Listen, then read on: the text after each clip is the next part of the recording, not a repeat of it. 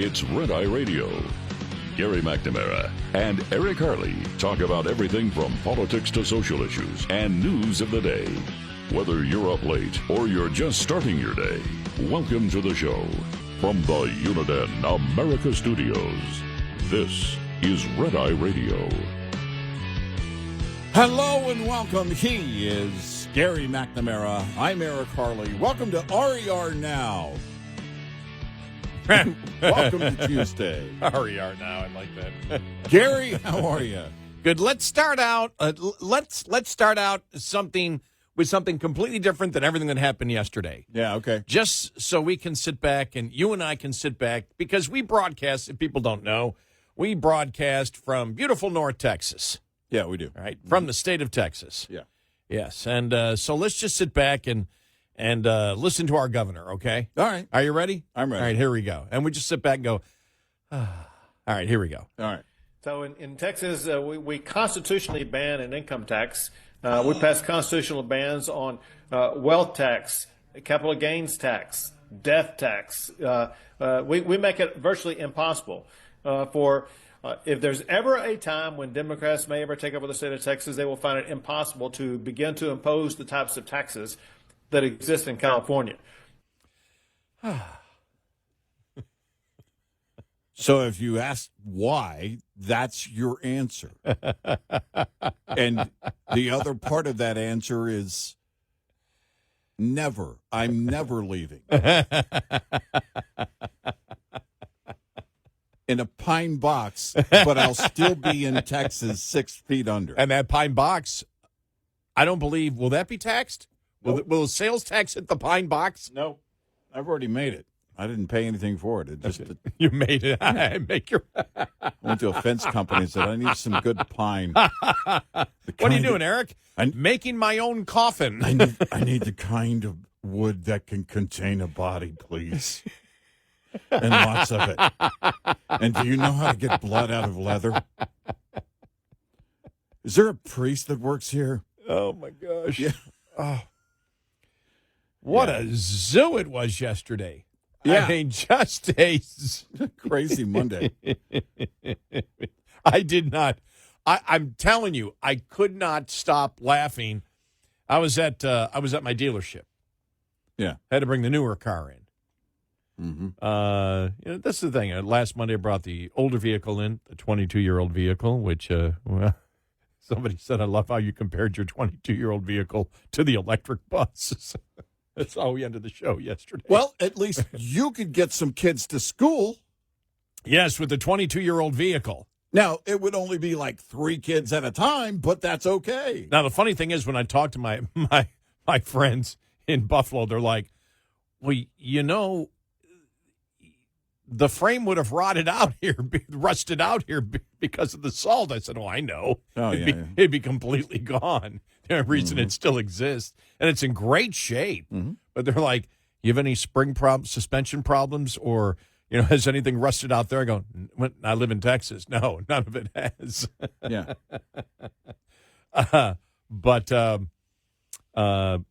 Sitting there and, in the waiting room, making a couple of phone calls, talking to some friends. And I just, but that time it's like 11:30 and I'm just roaring laughing at everything. And I had to walk outside because people were looking at me, just all the different news issues and talking to different people that I know. And I'm just like, wow, what a day it's going to be. And I did tell somebody, I said, it is so easy to do a radio show these days. Yeah. Yeah, pretty much all you have to do is wake up. Oh, geez. I mean, I'm telling you, the flag burning thing was just, I mean, it exploded. Yeah, there's I'm guessing there's going to be a few liberals that are going to take that to the test. Well, there was a lot of conservatives that didn't even read what the executive order was, but I can understand it because the president, in what he said, made it sound like he was banning flag burning. Right. And his actual text of what he said, let me see, Quote, what the penalty is going to be if you burn a flag, you get 1 year in jail. No early exits, no nothing. Right. You don't get 10 years. You don't get 1 month. You get 1 year in jail, and it goes on your record, and you will see flag burning stopping immediately. None of that exists in the executive order. None of it. Because the president cannot, for those people that don't know, including a lot of, because we've talked about there are a number of groups, a lot of different groups that voted for President Trump. On the one end, though, is the Bubba MAGA that has no clue on anything legal. And they were like, yes, we can do it. We can do it. You can't criticize the United States. I actually saw somebody put that on X, and I'm thinking to myself, that's got to be a bot. You can't just do away with free speech with a signature. Well, you can't. Obama would have done that a long time ago. Well, you can't, even if there was no constitutional issue on it, even if, what is it, Thomas versus Texas from 92, even if that didn't exist, the president, through executive order, cannot put out an executive order that criminalizes anything. Only on a federal level, only Congress could do that. Mm-hmm. President can't do that. So it seems as if nobody seems to have a clue about that. But what it simply does is, and that's one thing, when I first became a radio talk show host in 89, I mean, that 3 years up to 92 before the Supreme Court looked at it, that was such a huge issue. I mean, it was the biggest issue you could possibly imagine. And it's interesting because it's always viewed as a freedom of speech issue, where I've always looked at it as a property rights issue. Mm-hmm. I've looked at it differently. Now, the Supreme Court didn't even touch how I viewed it, but I've always viewed it, somebody said, it was great, goes, what do you mean? Flag burning's illegal. If you go to somebody's house and burn their flag, well, that's not flag burning, that's illegal. That's burning somebody else's property, destroying somebody else's property. That's destroying somebody else's property, and the person didn't get it. He was being challenged, just didn't get it, at all. And but no, all he did was all the president did in the executive order was reiterate that there is inciting to riot laws. Yeah. Effectively, when it really comes down to it, I mean, you could go into some of the minutia, but to really do, he basically just said there are inciting to riot laws that exist out there, and that's it. That's all. That's all the executive order did.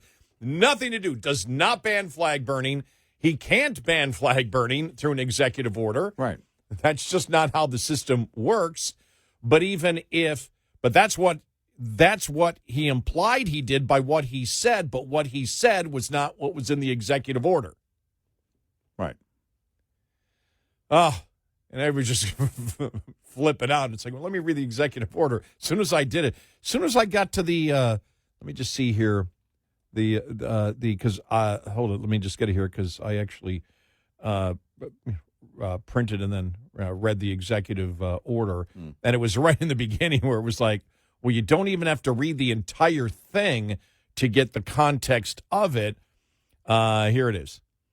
Notwithstanding the Supreme Court's ruling on First Amendment protections, the court has never held that the American flag desecration conducted in a manner that is likely to incite imminent lawless action or that is an action amounting to fighting words is constitutionally protected. That's true. Mm-hmm. So in the executive order, he had it absolutely right. I mean, what he said didn't exist anywhere in the executive order. What the president said, the 1 year in prison and everything else, set everybody just off the deep end. Nowhere in the executive order does it show that at all. Right. And all I was thinking of before it all hit, because I read the executive order first, and then everybody's going crazy, and I went, oh, okay. This is just like we're going, we might go into Chicago. We might go into New York. And then yesterday, well, we probably won't go into Chicago, and we probably won't go into New York, because unless I get cooperation, I don't think I'm going to get cooperation from those city leaders. Well, did you ever think he was going to get cooperation? That was never going to happen. From those city leaders to begin with? That was never going to happen. And so the left just going crazy on it, Pritzker going nuts on it. And it's just like, oh, okay, and so you're pro-crime, huh? And then I'm thinking to myself, okay, it's going to be all these people burning flags. The Democrats are going to hold a burning flag. I don't know. At the DNC summer conference, let's all burn flags. We're Democrats. Well, no, I mean that's essentially what I took of it was, oh, he wants them to burn flags. Yes. Oh, he wants Pritzker to have a pro-crime parade. Okay, I get it now, and that's going to happen. You're going to see. Will they do it this weekend? Labor Day? They might do it Labor Day weekend. Oh. Just start the flag burning while you could have flag burning, a flag burning event along with the pro-crime parade. In fact, just have one big float that's nothing but a bunch of flags burning in the pro-crime parade in Chicago. I don't want to give Pritzker or Mayor Brandon any ideas. No. Have the trifecta. Yeah. The Hamas pro-crime flag-burning float. Well, yeah. I mean, I just assumed it would be the Hamas float. Silly me. Well, this goes back, when you think about it, this goes back to what we had talked about yesterday. What was the let me see if I can find it here. The Democrats still haven't figured out the Trump formula. Yeah. You read that article? Right. It's like Trump will say, crime is bad. We're going to stop it. No! So right. It's like anything. So then they go on this crime rampage. So anything, for months, it's just like anytime he says something, it's like, what's the immediate reaction going to be for Democrats where they flip out on a 80-20 issue? Well, it's, yesterday was like, and don't let me catch you burning any flags. I'm Donald Trump, and you better not burn a flag, radical left. Then all of a sudden this weekend all over California, and Newsom's going, no, don't burn flags. Don't burn flags. I'm going to run. Don't burn flags. Yeah. Oh, my gosh. Why didn't he think of this right before the 4th of July?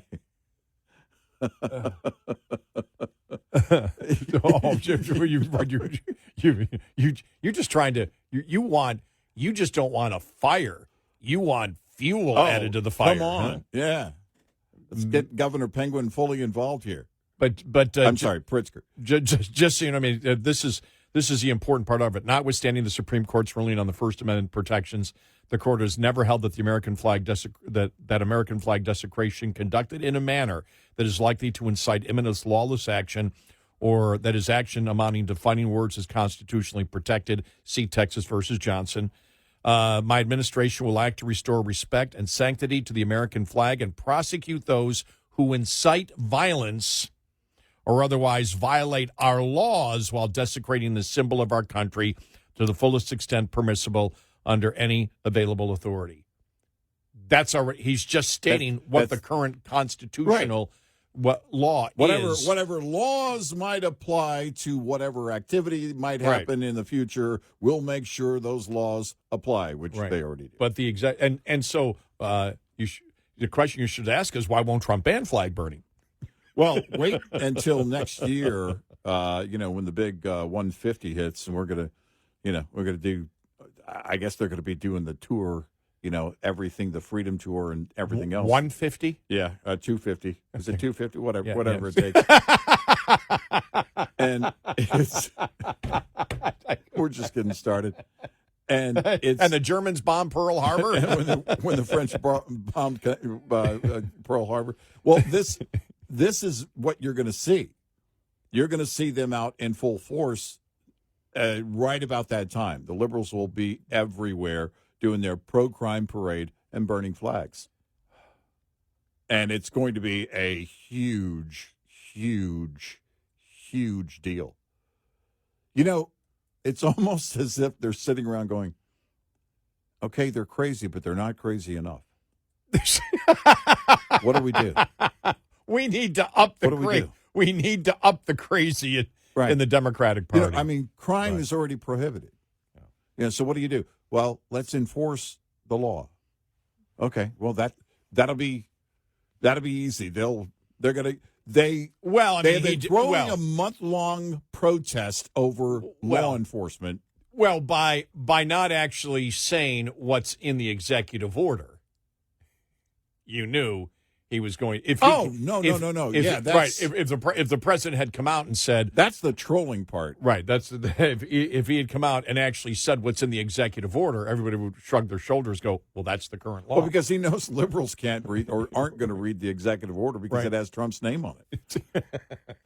He can say whatever he wants about his executive order. He knows damn well they'll never read it. Oh, it's just, I mean, we're in it. This is trolling territory on everything.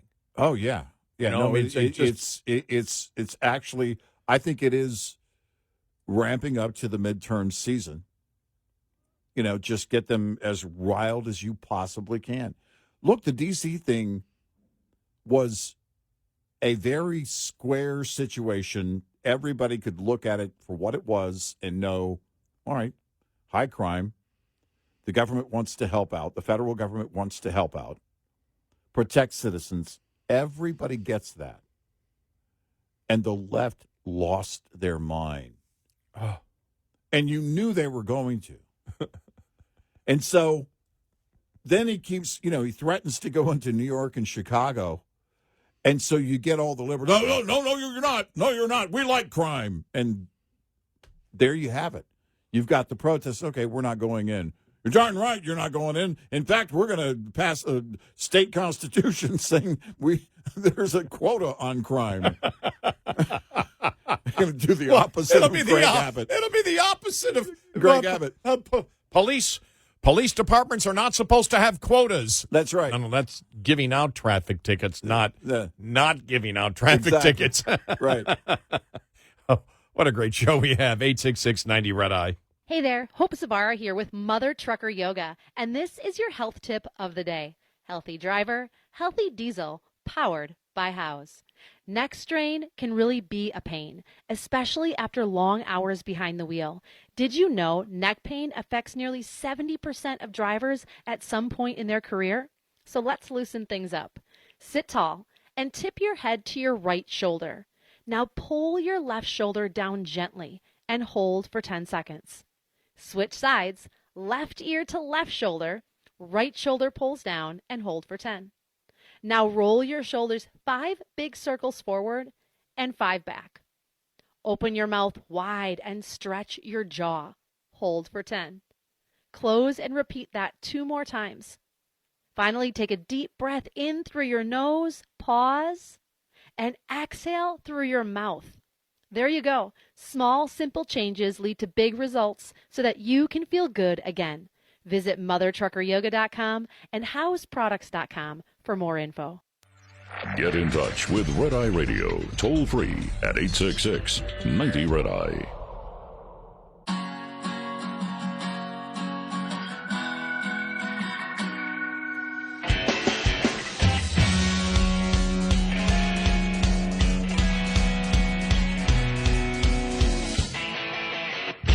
We are Red Eye Radio. He's Eric Harley, and I'm Gary McNamara. And then let's listen to Tim Waltz from yesterday, okay? Here we go with the DNC summer meeting. Think of how easy it would be to be a damn Republican. Oh, what should I wear today? This stupid freaking red hat. What should I say today? I don't know. Just make sure it's cruel. Who do we listen to? That guy. Oh, the felon in the White House? Yeah, listen to him and that will be fine. Now he's talking about burning flags. He's going to have flag burning or whatever. Because he knows there's a hell of a lot of flags with his picture on it that are going to get burned. Wow. He sounds proud of that. Like he worked on it all day.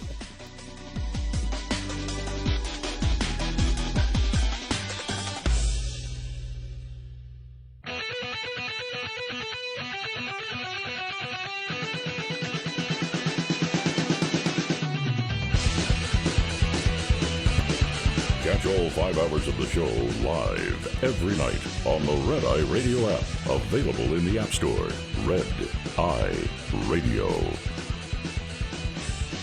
And he is Eric Harley, and I'm Gary McNamara. Welcome and good morning. Thank you for being here. And I'm just reading here from Fox News. Trump's flag-burning order draws rare fire from conservatives. Let me just see here. Banning the flag burning is absurd. It's anti-free speech and peak snowflake behavior. I would never burn the American flag because of what it symbolizes. To me, the act of burning a flag, it runs more contrary to American values than the burning itself could ever be, said conservative Colin Wright. Radio host Jesse Kelly, I would never in a million years harm the American flag, but a president telling me I can't has me close as I'll ever be to lighting one on fire. I'm a free American citizen, and if I ever feel like torching one, I will.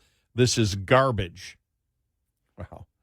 Other conservatives, flag burning is vile, but the government has no right to control speech or expression. Eric Erickson, this is actually not brilliant. While I agree with the sentiment, it is unfortunately well-settled constitutional law that burning the flag is a matter of free speech, and the executive does not get to create crimes.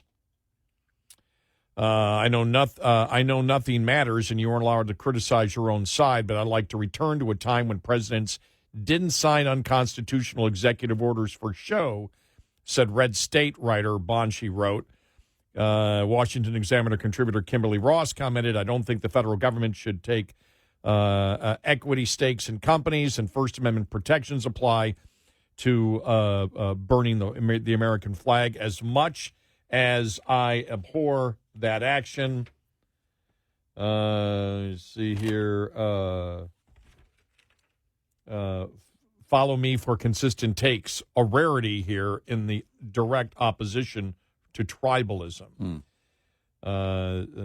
Some conservatives defended the executive order, saying the order's text refers only to the specific situations, to specific situations involving flag burning. POTUS explained this is not a blanket ban. This is a commitment to investigate flag burning incidents that occur in a terroristic context, which is really true. I mean, that's where it really comes from. But again, the problem is the president said what was in the when the president said what was in the executive order, when he said what he was going to do, none of that was actually in the executive order. Mm-hmm. So I'm trying to find here. I had it earlier. This is the late Justice Scalia talking about flag burning. Just reading here. Former Supreme Court Justice Antonin Scalia, probably the single most popular justice the American right has had in the last 50 years, explaining why burning the American flag is vital free speech under the First Amendment and why banning it is clearly unconstitutional. Here's part of this discussion from 2012. If I were king, I would not allow people to go about burning the American flag. However, we have a First Amendment which says that the right of free speech shall not be abridged, and it is addressed in particular to speech critical of the government. I mean, that was the main kind of speech that tyrants would seek to suppress. Burning the flag is a form of expression. Speech doesn't just mean written words or oral words. It could be semaphore. Burning a flag is a symbol that expresses an idea. I hate the government is unjust, whatever. If you're not sure, then in the end, and no one knows the Constitution better than you do, doesn't it come down to your personal interpretation of the Constitution? If it isn't clear-cut, which it clearly isn't, you in the end have to make an opinion, don't you? Well, don't forget this person has to be convicted by a jury of 12 people who unanimously have to find that he was inciting to riot. So, it's not all up to me. It would be up to me to say that there was not enough evidence for the jury to find that, perhaps. But ultimately, the right of jury trial is the protection. And, I understand that concept of, and look, we've talked about this. Well, we really haven't talked about it much. it was funny because when this whole topic came up, I felt a little bit of nostalgia for the beginning of my talk radio career because it was a huge topic in 89, 90, 91, and then eventually by 92 is when you got the Supreme Court decision on it. And I think Scalia would probably agree with the free speech aspect, even though I believe there are property rights issues which have never been discussed really in it. It's been viewed as a First Amendment issue. But as a Eagle Scout, I've burned flags. What? Are you kidding? It's everybody going, that's how you destroy a flag respectfully. It's the first thing I thought of when the executive order came down yesterday. First thing I thought of. To get rid of a flag, when a flag is worn and torn, you cut it up into pieces and you burn it in a respectful manner, but you burn it. So you burn it there out of respect. In another situation, you burn it out of hate. What are you punishing that person? This is what I believe Scalia is saying. So what's the difference? The behavior is exactly the same. You're punishing thought. And when you punish thought, you go down a very dangerous road. And you give the liberals in fact, if you could change the Constitution by with an executive order, you would give the liberals all day, every day, not only the ability, but renew their will to shut you down when it comes to free speech. I've always said this from the very beginning. We haven't talked about it because it's been around for such a long time. I believe hate crime should be unconstitutional, not the crime, the hate portion of it. Right. To tack on saying, okay, you hate here, what's worse? Killing somebody to take their property or killing somebody because you hate them? Right.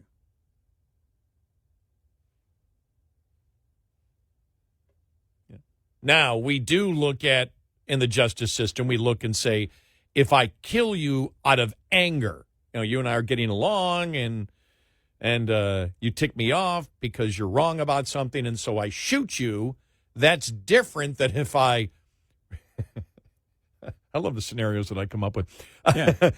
That's different than if I sit there and say, all right, that Eric's being a total jerk. And then I plan it all out, and then I hire somebody to kill you. That's worse than just getting angry. So motivation does matter. The premeditation makes it worse than, and one would be manslaughter. The other one would be, might be viewed as first degree and or capital murder.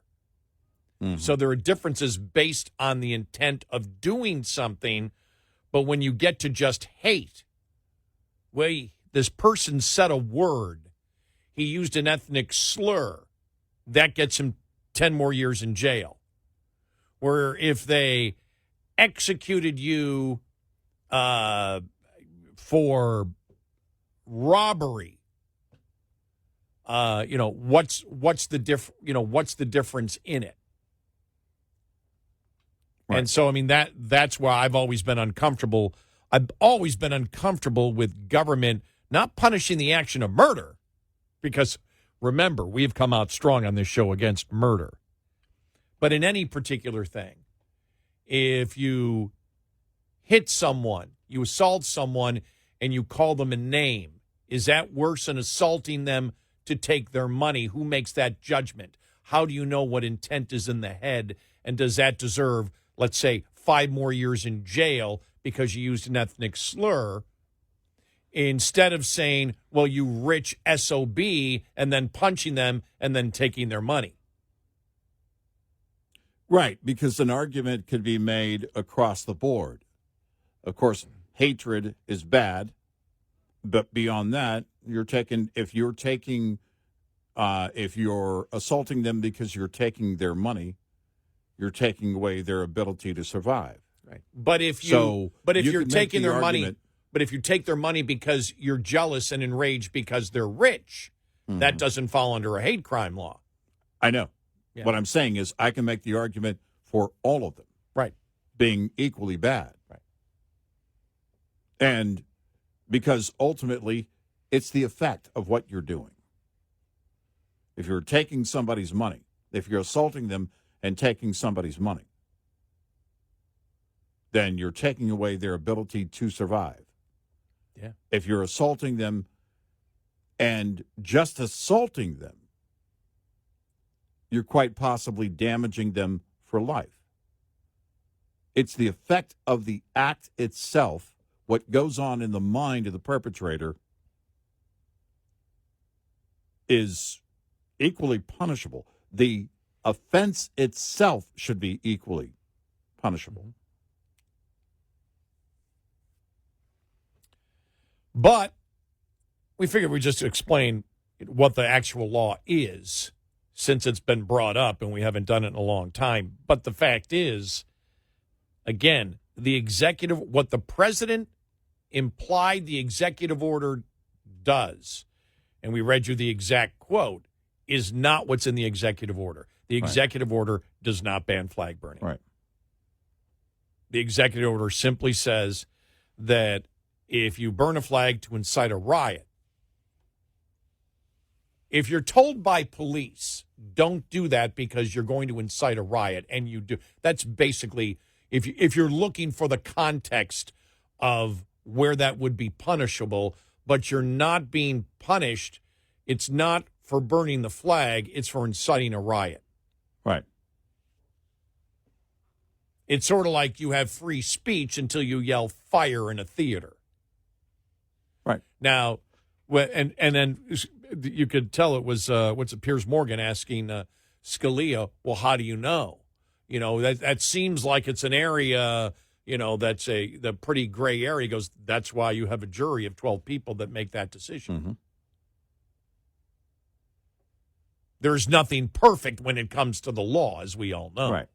Well, because every case is different. It has different elements. There's a lot of moving parts in every single scenario of a crime that is committed, which is exactly why you have the system you have.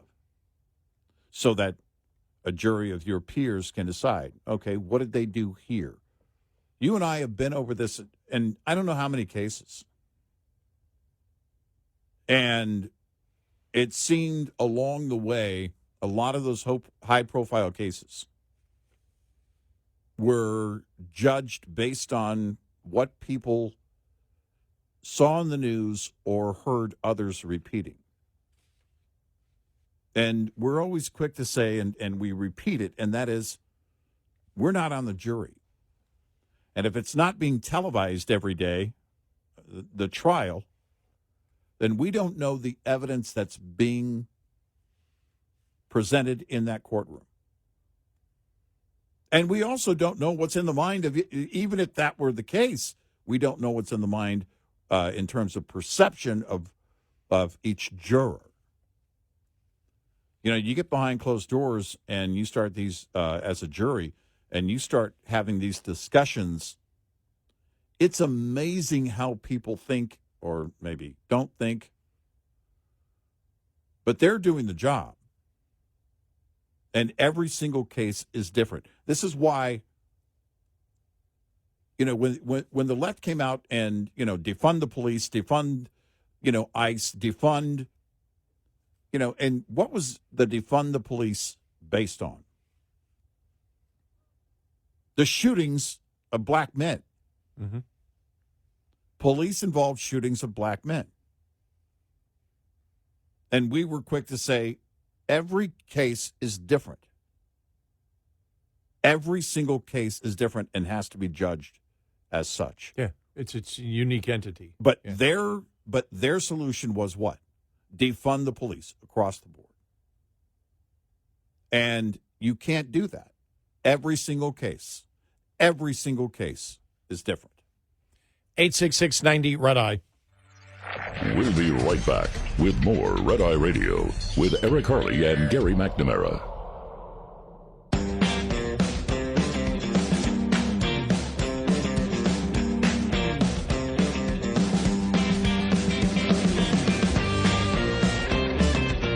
We are Red Eye Radio. He is Eric Harley, and I'm Gary McNamara. The DNC is holding their summer meeting in Minnesota. That's why we played Tim Walz earlier on the show. Yeah. And so the Democrats are telling you what they think.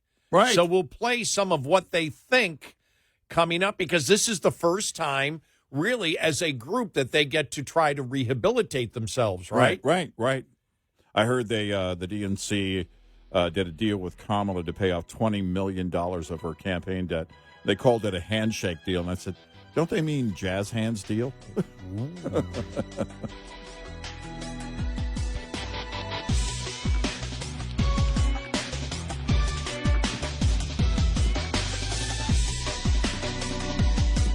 Top of the Hour News is brought to you by House Products.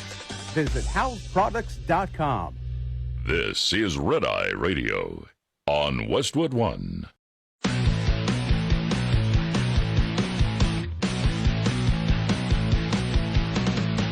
Now, it's Red Eye Radio. Gary McNamara and Eric Harley talk about everything from politics to social issues and news of the day. Whether you're up late or you're just starting your day, welcome to the show. From the Uniden America Studios, this is Red Eye Radio.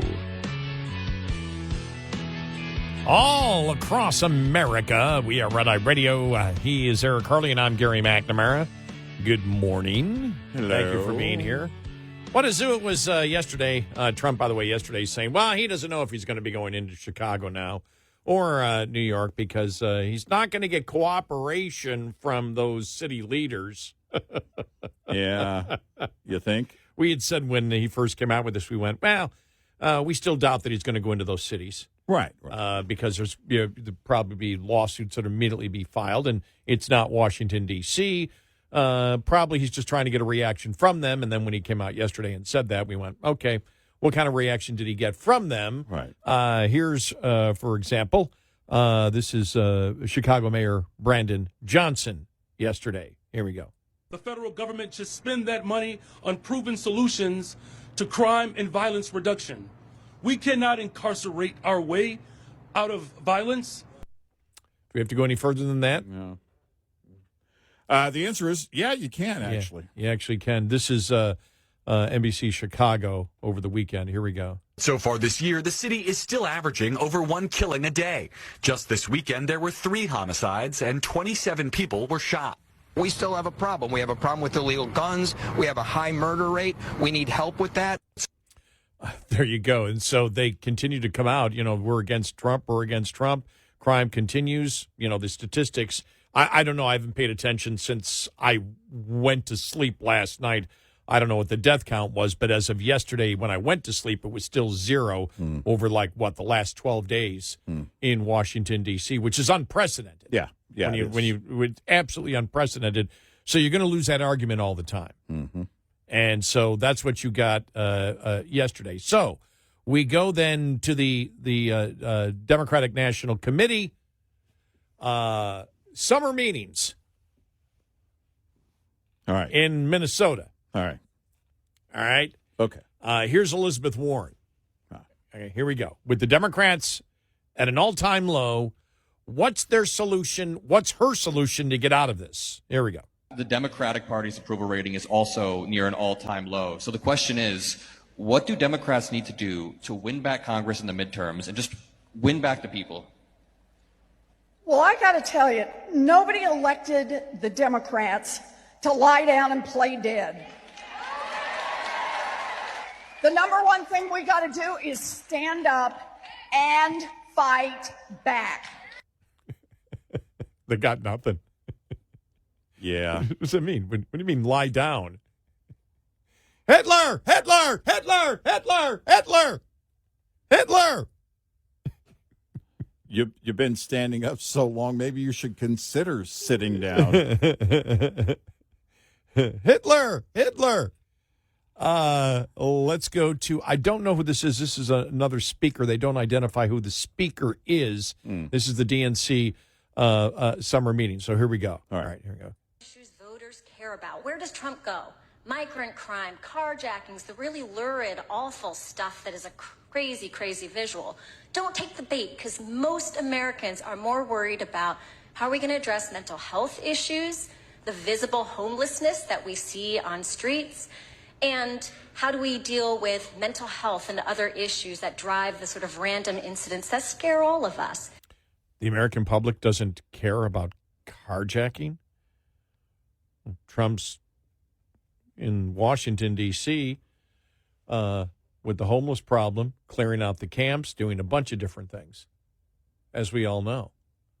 They just don't get it. They don't know where to go. They have no idea where to go. Well, and it is their MO to just kind of dismiss it as if it's not happening. Again, you know, I keep saying this, but it's like they're trying to do a Jedi mind trick. It doesn't exist. It's not a problem. Mostly peaceful protests. And then what's the other imagery from yesterday? This is why we're just a Tuesday. And if you've been listening the last few weeks, by the time we get to Friday, we're both like, they can't be any more absurd than they were this week. Yeah. Well, we got to Monday yesterday. Yeah. Now we're to Tuesday. It's like, what the heck? Well, now, Kilmar Garcia. Oh, you mean the Maryland man? No, come on. Maryland father. CNN was still using Maryland man yesterday. Did a screenshot of the breaking news notification. Maryland man. But yeah, the other one is Maryland dad. The Maryland dad. We've been saying man. We should say dad. But here are the Democrats chanting for the support of illegal immigrants. Mm-hmm. Kilmar is our neighbor. You can't have him, Trump. I'm not making this up. And they're dressed in pink. Okay.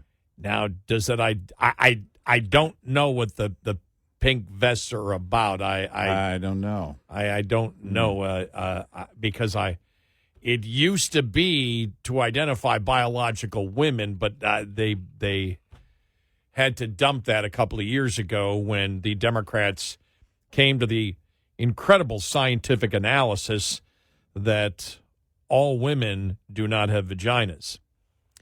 So, yeah. So here we go. Ready? All right. Let's hear the chant. Let's hear it. Kilmar is our neighbor. You can't have him, Trump. No! Kilmar is our neighbor. You can't have him, Trump.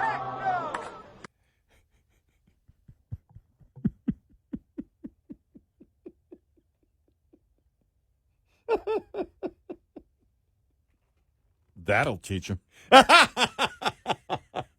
Well, let's give up. We were going to go through with deportation, but after hearing that, we had to rethink our whole agenda. I don't even know if I want to make America great again anymore. After hearing such a powerful song. It can't be greater than that, right? My gosh. Oh. That's so cringe. And let's see how Ken Martin, the head of the DNC, by the way, how they started the meeting. Okay, go ahead. They had clapping in that. Yes. That's like, all right, that'll seal the deal. Somebody keep rhythm. Where's the bass player? Seriously. They thought that is, all right, I got it, everybody. I've got a song. Okay. So here we go. This is the DNC. This is Ken Martin. All right, here we go. Okay. All right. Lindy Somek, who is from the Saginaw Ojibwe Nation, and she's going to deliver our land acknowledgement today. Lindy.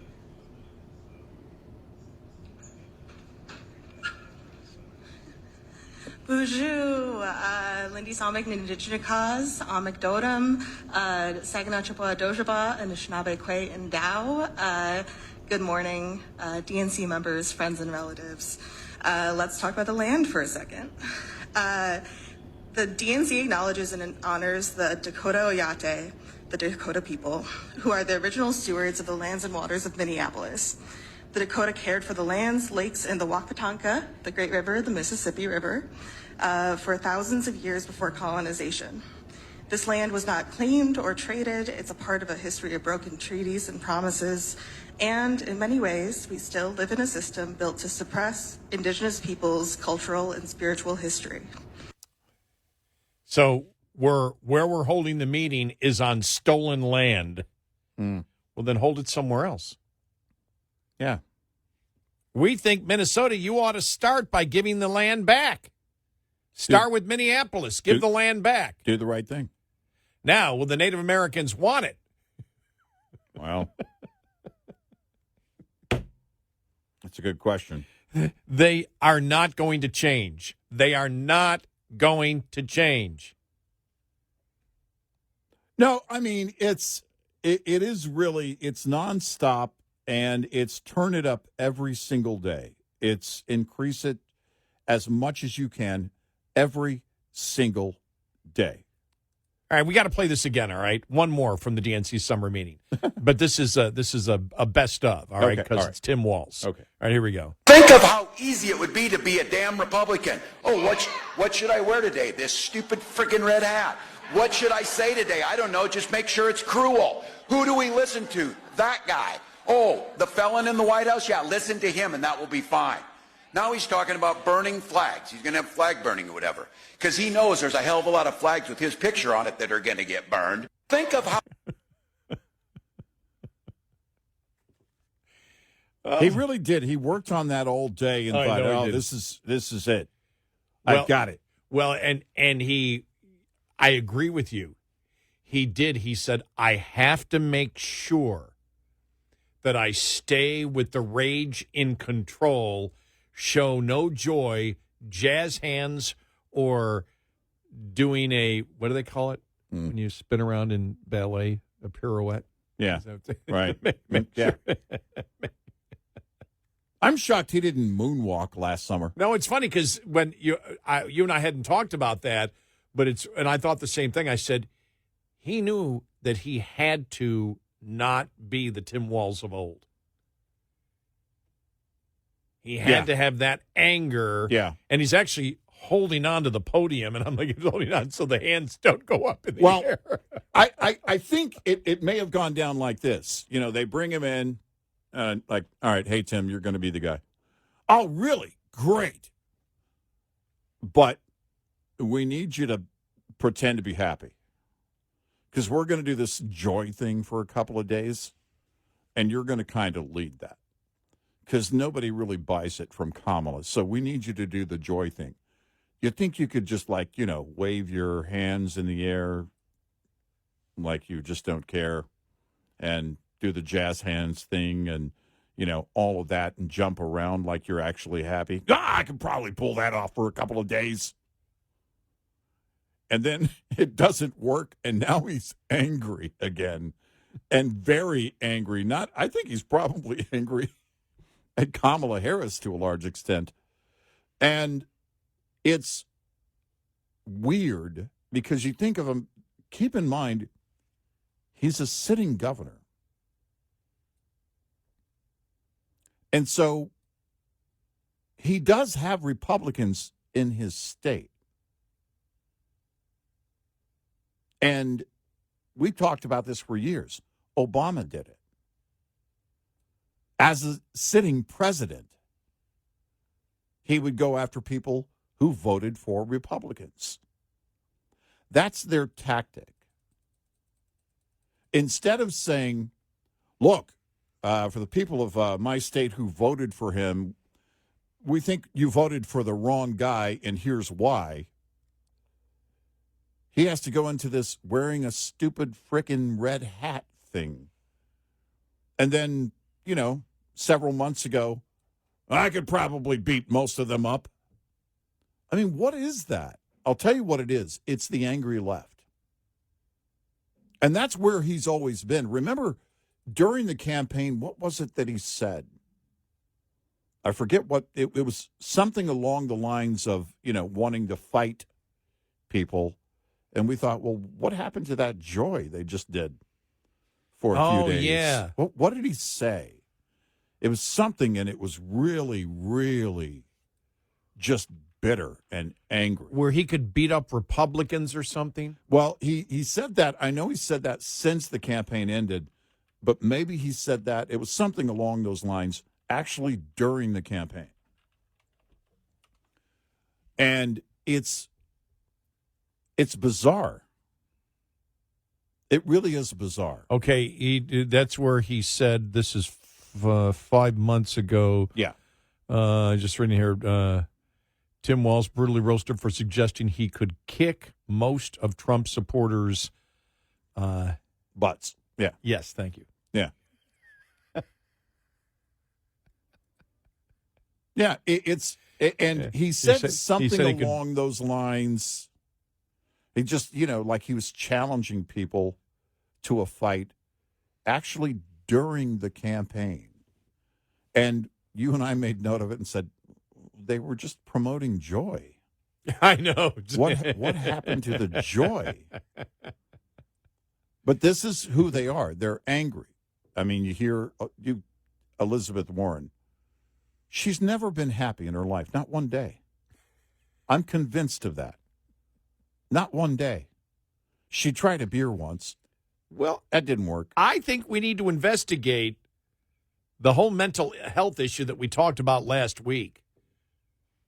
Mm. Whether it was Rasmussen and what was the other poll? Was it Pew Research poll? Mm. Showed that so many liberals self-identify. It's not conservatives going, you people are nuts. They're self-identifying, saying, we're mentally ill.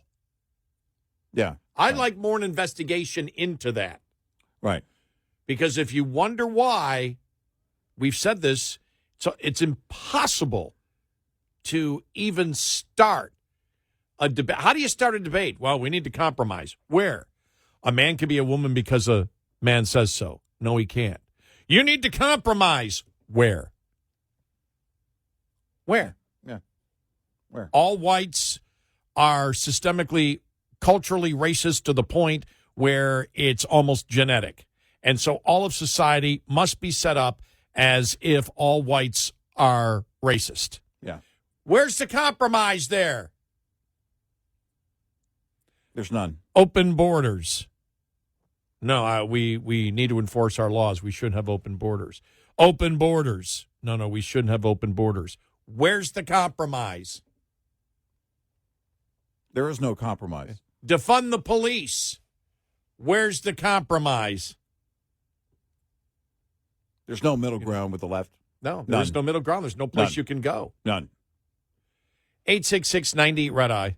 Brought to you by FPPF, Fuel Power Max. Independents with carrier authority should be mindful that negotiation strength varies as the week progresses. Typically, the highest rates across major segments are paid for loads negotiated on Sundays, and the highest volume of loads for all segments is seen on Mondays. Also, the weekday that tends to be the best for flatbed negotiations, yielding the best rates. Owner-operators tend to have less negotiation strength on Tuesday, which shows the lowest weekday spread between brokers' offered rates and actual paid rates. Broker offers tend to rise by Wednesday as the end of the week is in sight. This day also seems optimal for the 3 o'clock hustle, so-called for its reliance on that afternoon time of day, when brokers are getting nervous, to improve negotiation strength. Stay mindful of this system to maximize your revenue. Owner-Operator Business 101 is provided by Overdrive's Partners in Business program. Go to overdriveonline.com to the Partners in Business section of the website for more details on this and many other topics. Brought to you by Shell Rotella, with advanced synthetic technology is designed to help keep your rig running with more mileage and less maintenance. We'll be right back with more Red Eye Radio with Eric Harley and Gary McNamara.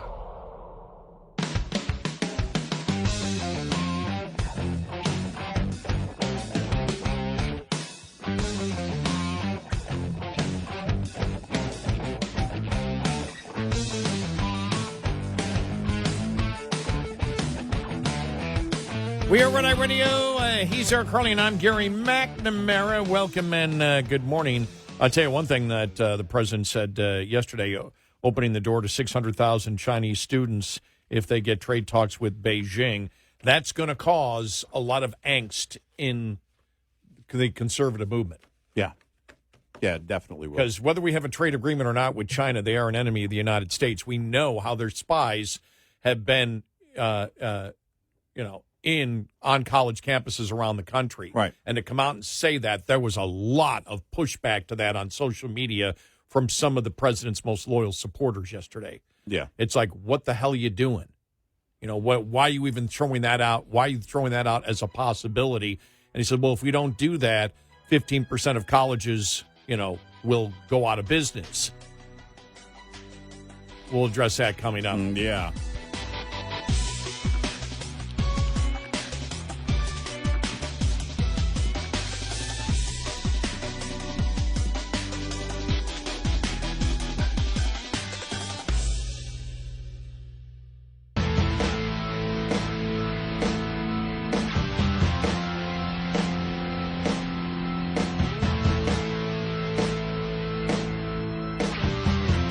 Listening to Red Eye Radio from the Uniden America Studios. And he is Eric Harley, and I'm Gary McNamara. Good morning. We are Red Eye Radio. Download our Red Eye Radio app today, and you can listen when and where you choose. All right, let's go to Laura Ingraham last night. Okay? All right. Okay. Here we go. On Trump talking about opening the door to 600,000 Chinese students being educated in America's colleges as part of a future trade deal. An issue, Mr. Secretary, for, I think, the base of the Republican Party, certainly for the Ingraham angle for many, many years, conservatives, is this idea of foreign students coming to the United States and taking spots that would normally be, obviously open to American students. The president addressed this issue as part of the Chinese trade deal, which might be in the offing. Watch. We're going to get along good with China. I hear so many stories about we're not going to allow their students, or we're going to allow their students to come in. We're going to allow, it's very important, 600,000 students. It's very important. Mr. Secretary, with all due respect, how is allowing 600,000 students from the communist country of China putting America first? Well, the president's point of view is that what would happen if you didn't have those 600,000 students is that you'd empty them from the top. All the students would go up to better schools, and the bottom 15% of universities and colleges would go out of business in America. So his view is he's taking a rational economic view, which is classic Donald Trump, looking at higher education and saying, but why are you until helping we Harvard? Modify that. Why are you helping Harvard? Did you hear her yell that? I got to find that whole conversation. Why the hell are you helping Harvard with Chinese students? What changed? Can the president sell this? No. No. To China, he can. Oh, yes. Well, look, I'm not going to be completely negative. If the students are required all to take gender studies, then I'm okay with it. But as long as they take those skills back to China. Yes. But and spread the word on the whole. You're talking educating 600,000 Chinese students every year with high tech, by the way. As we know, they're not going to be taking gender studies. China, as far as I'm concerned, as far as the president is concerned, is an enemy of the United States. It is our biggest adversary in the world right now. Where in the hell the president ever comes up with the fact that this should be part of a trade deal, 600,000, he can't even sell to his own base, and he certainly can't sell to Democrats that are salivating over this possibility. Yeah. That's part of the Chinese deal? Yeah. Thank you so much. Now we've got a chance at the midterms. Right. Yeah, Good God. I don't get it at all. I don't get that at all. Nope. I mean, there are a number of things here in the last few weeks. The sovereign wealth fund now it's, more than a 10% stake in Intel, to a sovereign wealth fund where the federal government would get tons of trillions of dollars in order to invest. No! Well, the Democrats have to be going, well, look, We just bide our time here. Because all you have to do is do this. You're setting it up for us. Right, because if you sit there and say, yeah, but the president's economic guy, and this would help the economy, blah, blah, blah, blah, blah, yada, yada, yada. Democrats are in charge, and they control this money, and Democrats now are the ones that can can get stakes in American industry. Yep. So even if you think Donald Trump is right, if it's if you're an always Bubba Trumper, he's always right, he's never wrong, he's always right, he's never wrong. We never question anything. We never question anything. Epstein files, what the hell you doing? Okay, they're always the exception to the rule, right? On that one, but you can't even sell this. You can't sell this to the ultimate Bubba Trumper. Well, Bubba MAGA Trumper. Well, because first of all, and by the way, that's only a very small part of the people that vote for Trump. I think it's actually even that small group is getting smaller. Yeah, it's a very small group. I'm not indicting at all. I voted for Trump 3 times. I'm only half Bubba. If he could run again, I'd vote for him again. Yeah, but I'm a Buffalo Bubba. There you go. There's if you look at that scenario. If this were Obama doing this, setting up a sovereign wealth fund. Oh, my God. Taking 10% of Intel. Remember when the GM thing Good God, went that was Bush. Republican Party went bonkers. Yes. But when the GM, the bridge loan was converted. Yeah. It became Government Motors. Yep. That's again, you're setting it up for the Democrats to come in and have a great deal of power. And you don't want to set that precedent. Well, maybe the sovereign wealth fund. Now, it might be okay if, we have a sovereign where the federal government has trillions of dollars that they can invest as they want. And so maybe we could have, instead of the Corporation for Public Broadcasting, the Corporation for Public Golf, like Live in Saudi Arabia. As long as they spend $500 billion on advertising on Red Eye Radio, I'd be okay. Okay, that's okay. Then I'd reconsider a whole sovereign wealth fund thing. I have no idea. I don't get it. No idea where the hell this is coming from. 600,000. It says it matter of factly. It's just like, what? Yeah, what in God's world are you talking about? You can't sell this. You can't sell this to your base. Well, stop the idiocy. It was the MAGA group that was bringing up the fact that so many Chinese men were being sent over to the States. Yeah. And then the problem with Chinese spies on college campuses. Yes. Chinese citizens buying up property. Yeah. All of that was a massive issue collectively if you put all of that into one. It was a huge thing. It should be, by the way. We should be greatly concerned about Chinese activity on American soil.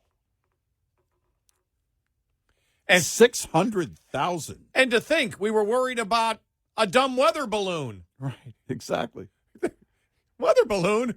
We don't need weather balloon. We got 600,000 spies we can send over there. Swalwell can date who he wants. That's only one person. It's an unlimited ocean of dating potential for Swalwell. He might even be getting married.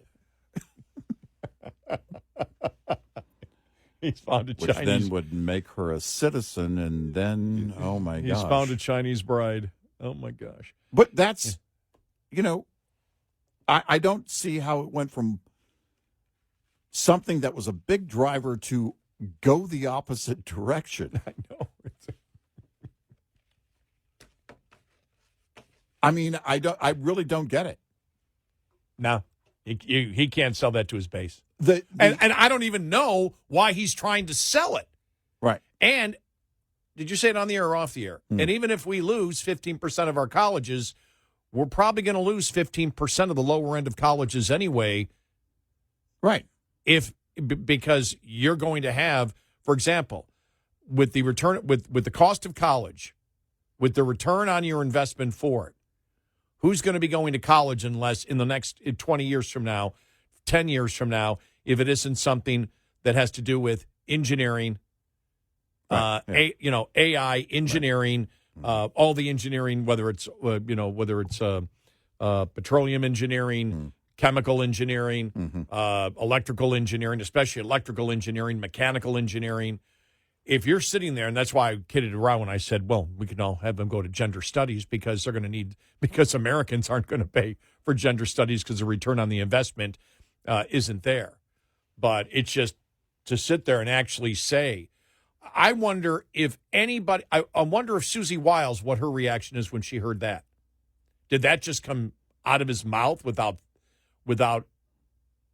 I guess, what do you call that when you run it by everybody? Vetting it? Vetting it. Yeah, thank you very much. Yeah, trial balloon on it. It's like, let me throw it out there. It's going to be a trial balloon. 600,000 Chinese students at our colleges. No. Are you kidding? We had one weather balloon. Spy balloon. Weather spy balloon. And the country went bonkers. Well, we don't need spy balloons anymore. We can just have 600,000 Chinese potential spies in the United States.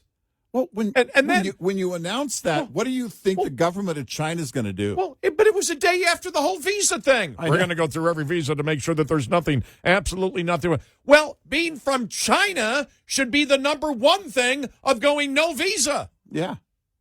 That should be the greatest concern. China is our greatest concern.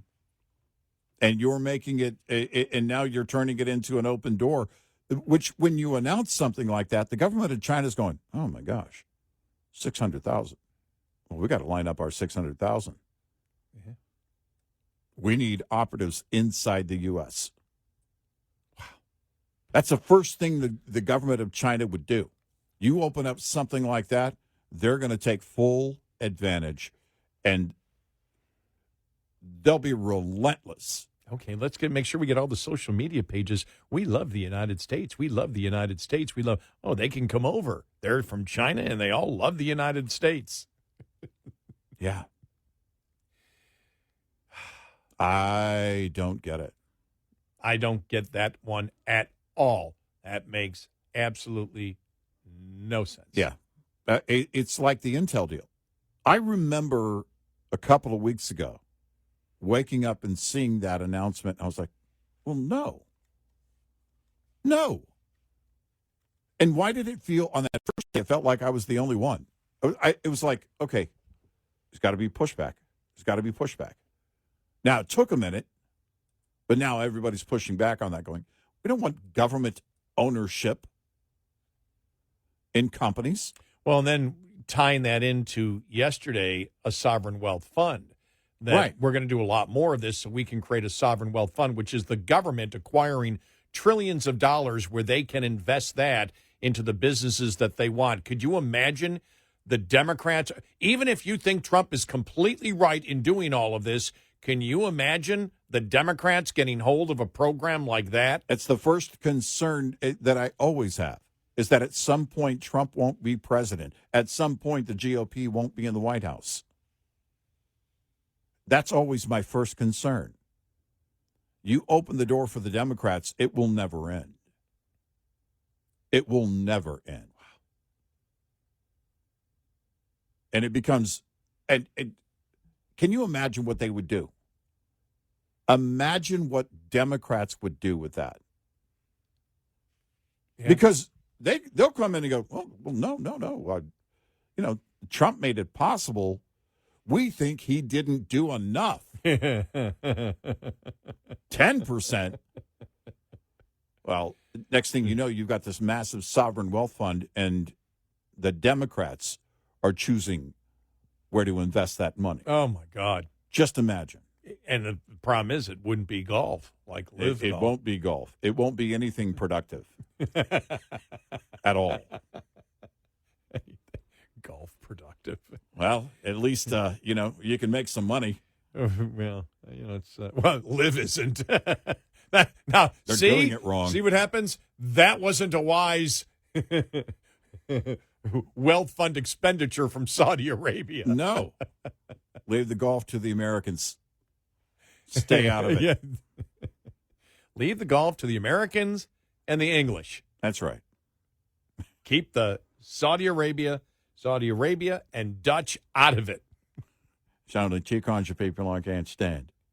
People who are intolerant of other people's cultures and the Dutch. 866-90 Red Eye. Lines open for your calls. 866-90 Red Eye on Red Eye Radio.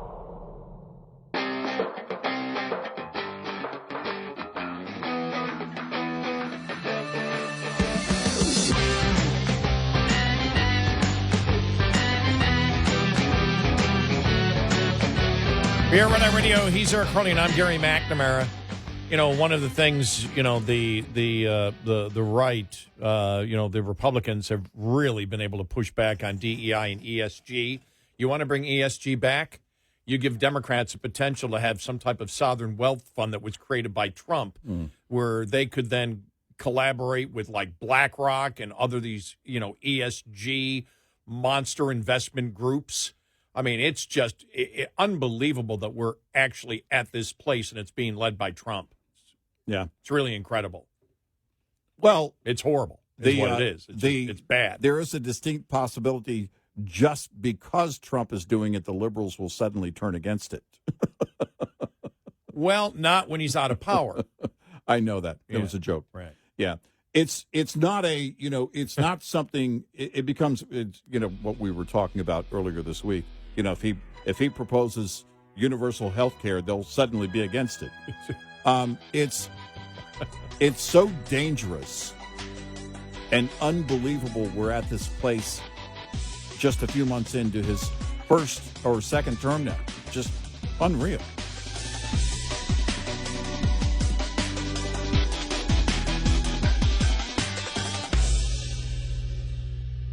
This is Red Eye Radio on Westwood One.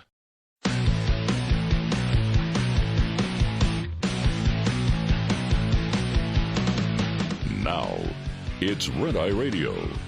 Gary McNamara and Eric Harley talk about everything from politics to social issues and news of the day.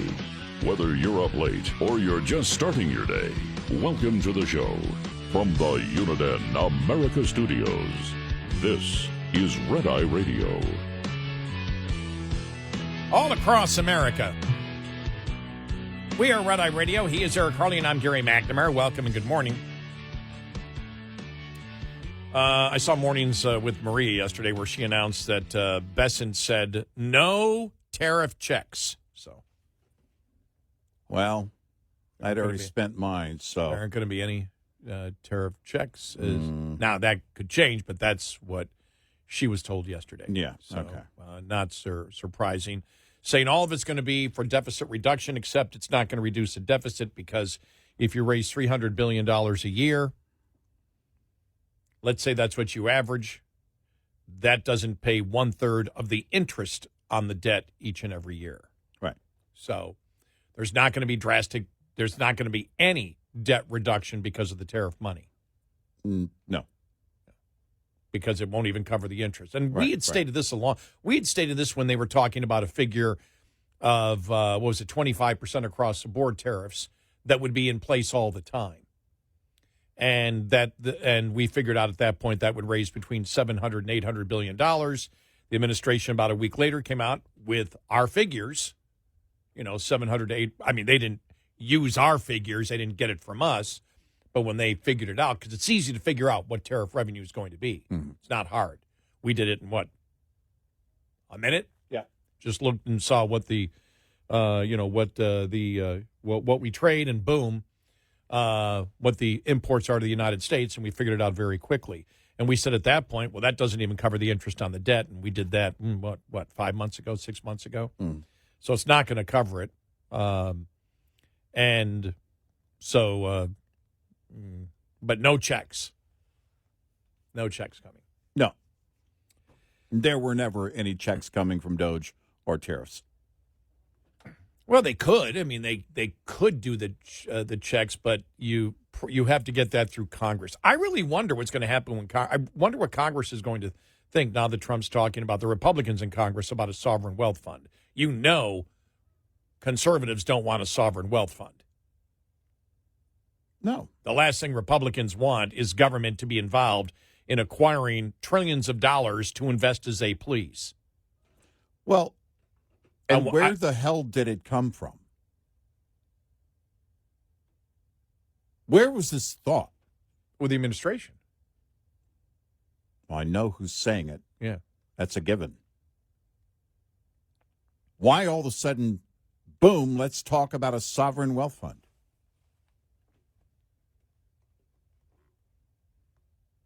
Who's driving it? Where's the groundswell of everybody screaming, we need a sovereign wealth fund? No one is. Exactly. No one is. So where the hell does it come from?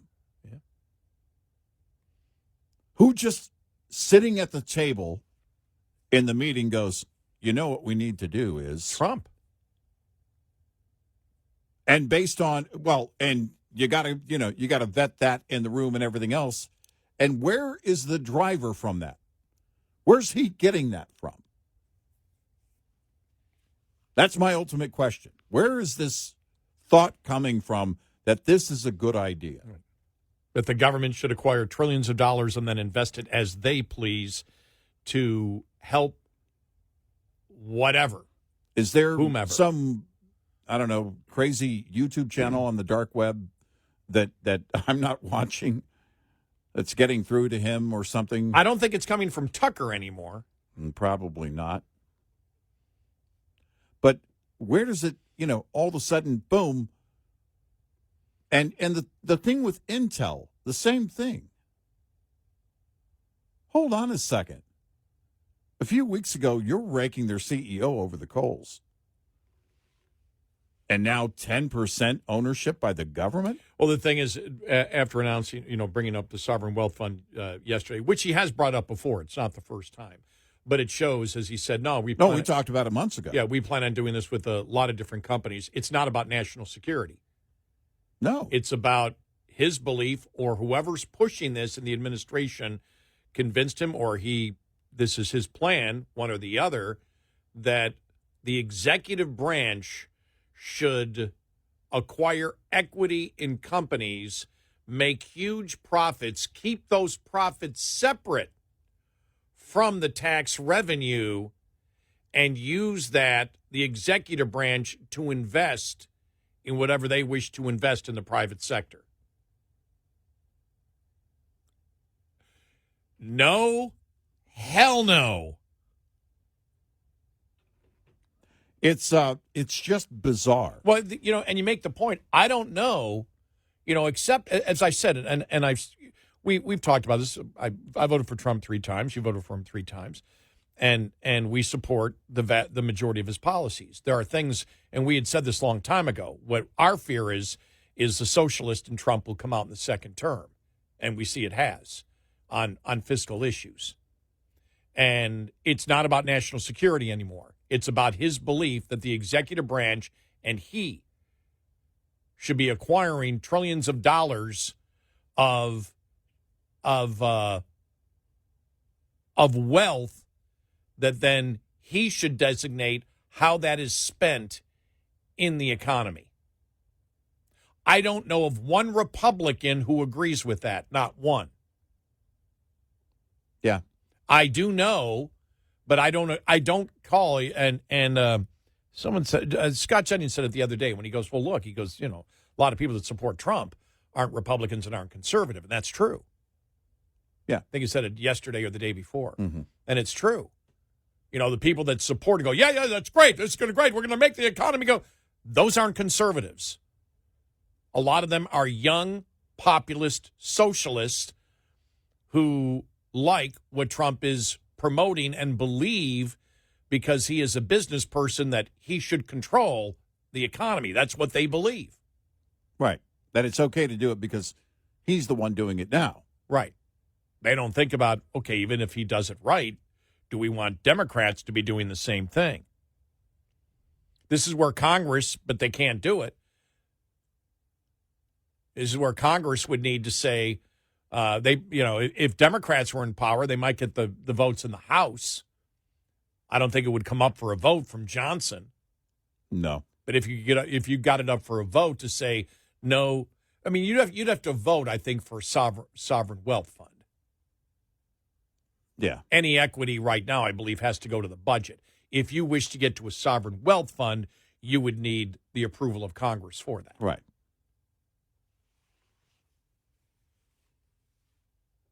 And so that will be interesting to see if that comes to fruition, because, again, that was the thing yesterday where I saw more conservatives go, what's going on here? What's the 600,000 Chinese students that he's talking about? What's a sovereign wealth fund?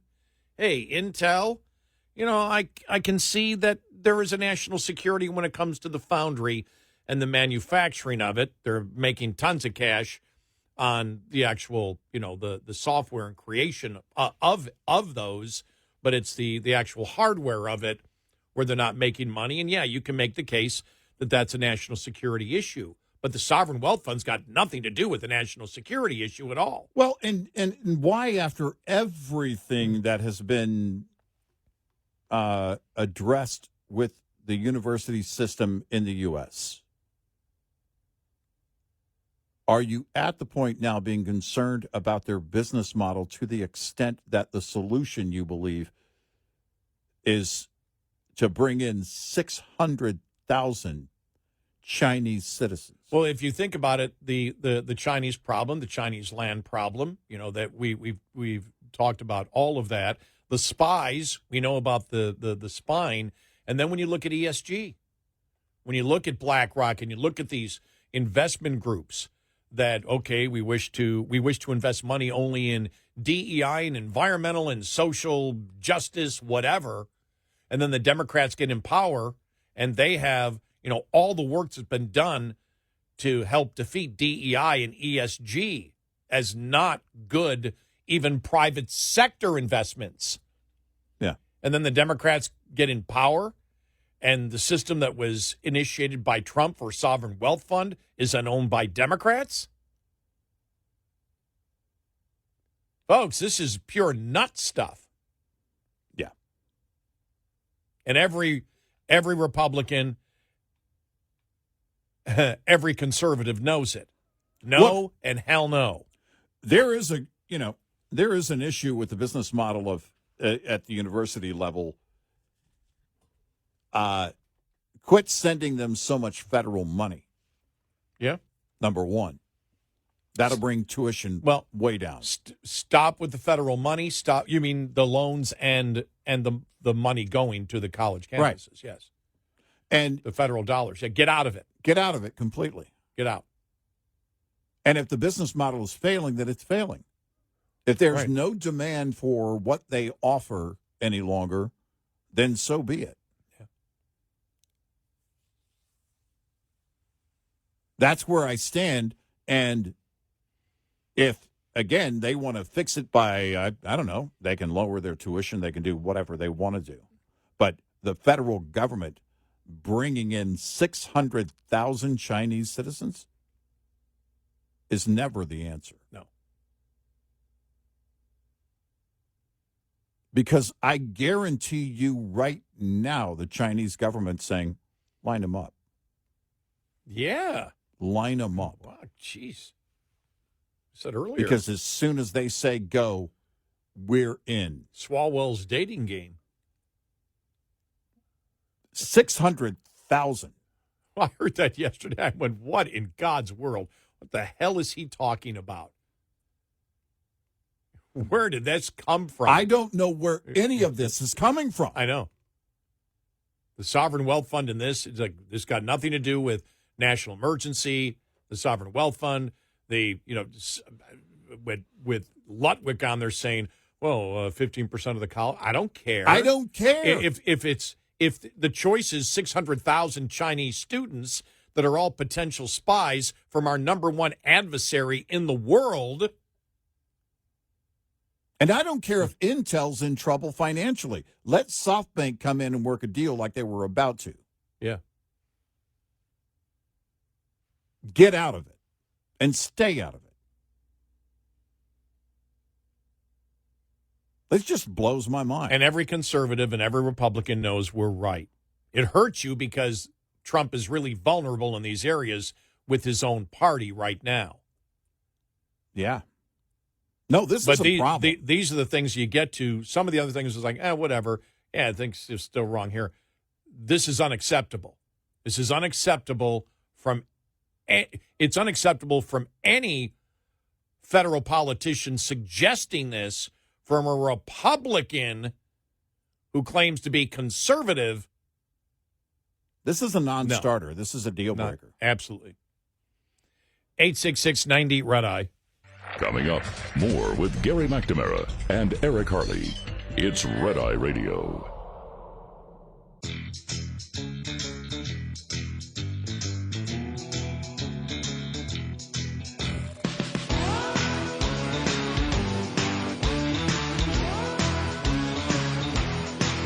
We are Red Eye Radio. He's Eric Harley, and I'm Gary McNamara. Welcome and good morning. Thanks so much for being here, as always. Just looking here at some polling here. Looking at this was last Friday. Just again, we're a long ways from it, but looking at the 2026 Ohio governor's race. All right. Ramaswamy 49, Ryan 41, Ramaswamy 49. Okay, it stays, no matter who's running against him, it stays roughly the same. He's got 49. Looking at what else do we have here? Spanberger in Virginia over Earl Sears, 46-39. I heard Earl Sears has been closing on it, has been closing. Has been coming closer. Yeah. Just trying to see us. Did I see anywhere? Okay, just scanning here. Now this goes back. This goes back to July 2026 New York governor's race. Hochul 47, Stefanik 24.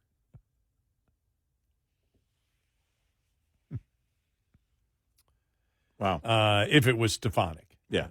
If it was Stefanik in there. So yeah. Try to see if there's anything else in there of interest. Okay. I just gone to Real Clear Politics. They had it all listed, but most of the polls, there's only one here, a couple of them here in the last couple of weeks. So right.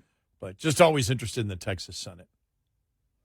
I see where that's going. And you see that Chip Roy wanting to be AG, and now he's getting pounded upon here in Texas by conservatives and Republicans because he voted for the Trump impeachment. I forgot about that. I completely forgot about that. Yeah. And then I saw that in the an article yesterday. My problem with Chip Roy is he sold a good game on deficit reduction and then in the end caved twice. Yeah. So there's nobody left in the Republican Party. Nope. No, well, it's over. Maybe sort of Rand Paul. Yeah. When it comes to deficit reduction. Yeah, maybe. But just going through, I just happened to go to Real Clear Politics, and I was looking at all the different, it's a great place to go. If you've never gone to Real Clear Politics, great place to go because it gives a number of different, lead editorials and op-ed pieces in major American newspapers across the board. So you can see what even the left is thinking. Just give you a couple of the headlines for Monday. Trump fires Fed Governor Lisa Cook over fraud allegations. Democrats must not ignore how people feel about crime.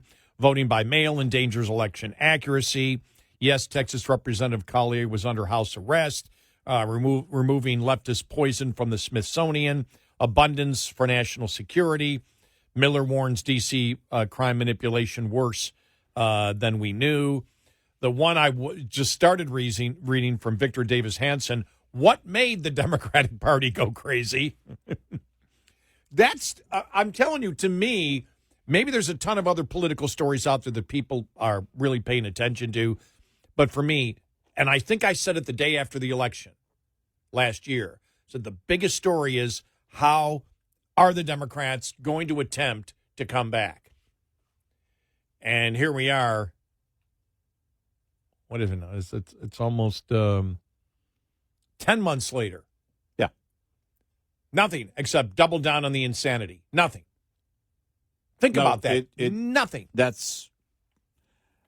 You would think there would be a regrouping and saying, okay, look, we're just going to have to, I don't know, repackage the insanity. Somehow sell it differently. Go back to lying more, although I don't know if it's possible to lie any more than they do now. Well, I mean, you hear a lot. We need to fight. We've been laying down. That's laying down? You weren't laying down. Yeah. Now we're going to fight. Well, wait a minute. What are you talking about? But that's, again, I think that effort, when you hear Elizabeth Warren or any of them saying things like that, what they're trying to do is remotivate their base. Now, the radical base wants blood, but their radical base wants them to do it. Those in power to do it. Those in office. They want them to take action. When you don't have a plan, when there's no new plan and you say fight, you know what it sort of reminds me of? Our response when John McCain was going, fight with me, fight with me. Yeah. We were mocking him. Yeah. It's like, stop it. Fight for what? What do it had no power to it at all.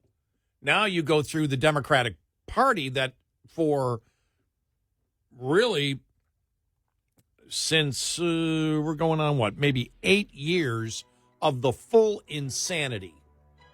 Yeah. They're not changing at all. They keep losing, and then they keep saying we need to fight harder. Yeah. Are the Democrats even paying attention to it? The rank and file voter. Yeah, good question.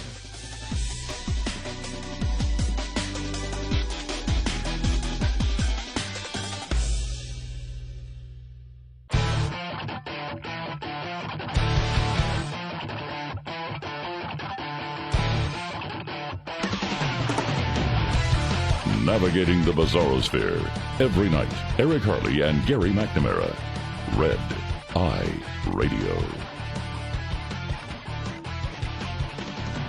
He is Eric Harley, and I'm Gary McNamara. Welcome and good morning. Download our Red Eye Radio app today, and you can listen when and where you choose. I was going through Drudge. I don't remember when one of the first things you'd check every day was a Drudge report.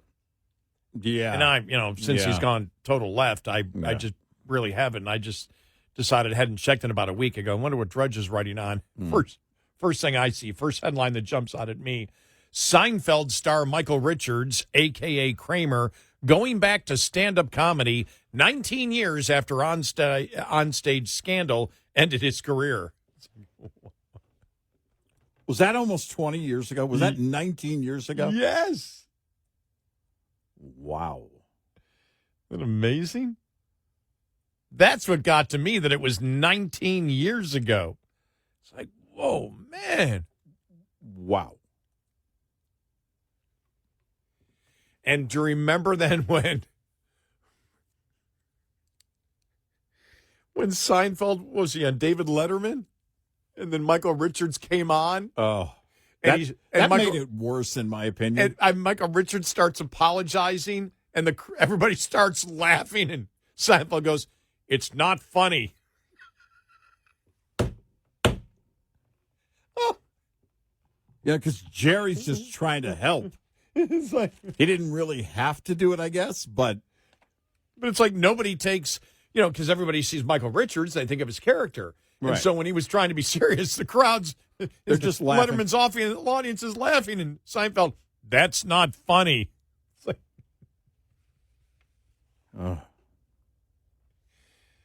oh my gosh. Yeah. 19 years. Yep. Wow. That's crazy. Well, let's just hope that there's not a repeat. Yeah. One would hope that probably would not be beneficial to go back there again.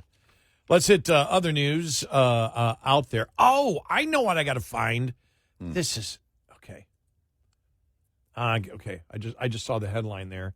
Let me find it. Let me just. And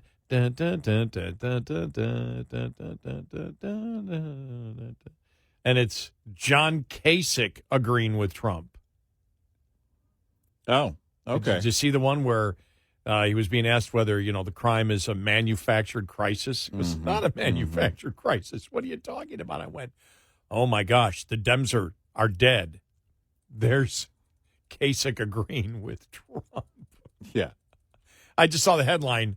So I was going through Drudge. So I know that I saved it here somewhere, but do I have it? I don't know if I've got it here.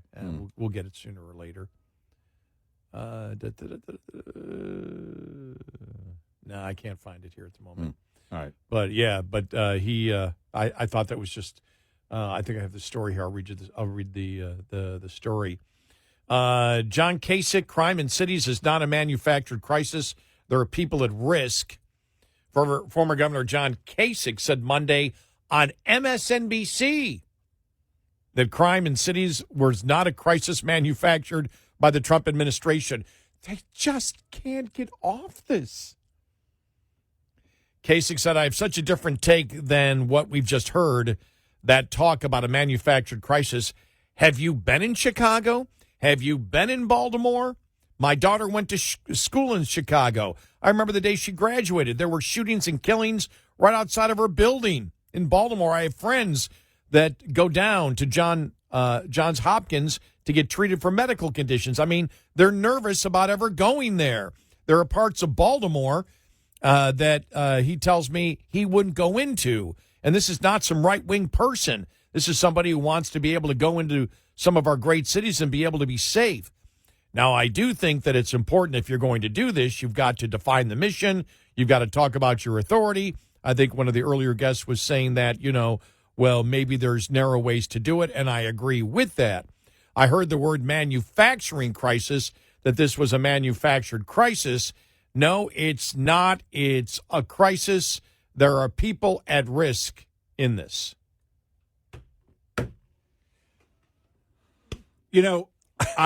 It has to be because the media is based, in D.C., New York, and the liberal activist media just can't let go of it. Now, at the same time, some of them, I'd love to hear the conversations, be a fly on the wall inside a newsroom. Well, I know it's Trump, but at least he's doing something about it. But the activists in the newsroom can't get over the fact that it's him doing it. They can't get over the fact that their side has been promoting crime, defund the police. Oh, those are mostly peaceful protesters. This has been going on for years. This is what they built their foundation of the modern Democratic Party on. All right, I found it. All right. I found Got it? Okay, yeah. Here we go. All right, good. All right, here we go. Okay, I want to play some audio here. Thank you. Okay, thanks. Governor, look, you understand very clearly what it means when the National Guard comes into your state, what it means when it comes in to a community. Donald Trump essentially said today that, not only was he not happy that he wasn't being thanked for this, he suggested that there are people who want a dictator. He says, I'm not a dictator. I'm being accused of being a dictator. But some people may want someone to come in and take control. So I wonder how you see this and what the options are for governors in this case. Well, I have to tell you, I have such a different take than what we've just heard. They talk about a manufactured crisis. Have you been in Chicago? Have you been in Baltimore? Look, my daughter went to school in Chicago. I remember the day she graduated, there were shootings and killings right outside of her building. And in Baltimore, I have friends that go down to Johns Hopkins, get treated for medical conditions. They are nervous about ever going there. There are parts of Baltimore that he tells me he wouldn't go into. And this is not some right-wing person. This is somebody who wants to be able to go into some of our great cities and be able to be safe. Now, I do think it's important that if you're going to do this, you've got to define the mission. You've got to talk about your authority. And I think one of the earlier guest was saying that, well, maybe there's narrow ways to do it. I agree with that. But that just then says that there are ways to do it. And if I had had a crisis in Cleveland, we thought we were going to have riots, or in Columbus or whatever, I would never have put, the fact that, well, I'm governor, so I would want to work with other people who wanted to help me. And look, what's been happening in Chicago has been terrible. The crime rate is high. The gang problem is real. I tried to get Arnie Duncan, the former education secretary under Obama, to run for mayor. He's out there trying to work to get, to deal with the gang problem. He didn't want to do it. But I think Chicago is a jewel of America. And we just cannot let lawlessness and fear dominate these cities. So, yeah, I think we need to know what the mission is. I think we need to know what the authority is. I think we need to know what the length is. But the idea that these cities are somehow fine, I think you're I don't think anybody, Well, the thing is, he said, that he would try to work with the locals. The locals don't want to work with anybody. They don't want crime to be stopped in their city. No. If you want, look, it's when we played Mayor Johnson before, who said incarceration doesn't stop crime. No, it doesn't stop 100% of the crime, but it stops a heck of a lot of the crime. Because this is where we're getting to now from the Democrats. Trump says he's going to stop crime. You can't stop crime. No, but you can make it a lot less. Well, it's the same as saying, well, since we can't stop crime with incarceration, we'll just stop incarceration.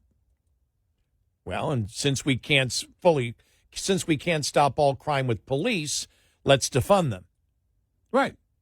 I mean, since we can't do 100%, we won't try at all. The fact of the matter is they need the chaos. They thrive on this chaos. Yeah. They thrive on high crime in cities. They thrive on the people living in fear. That can only last for so long. Look at Washington, D.C., for example, which, by the way, the president has complete and total authority to do what he's doing here. That's not even being argued anymore, is it? No. But the fact is, we have seen what has happened. If the mayor and the city council wanted to stop crime, they could have done it. They could always have gone to the president of the United States, be it Trump, before him Biden, and say, here's what we wish to do.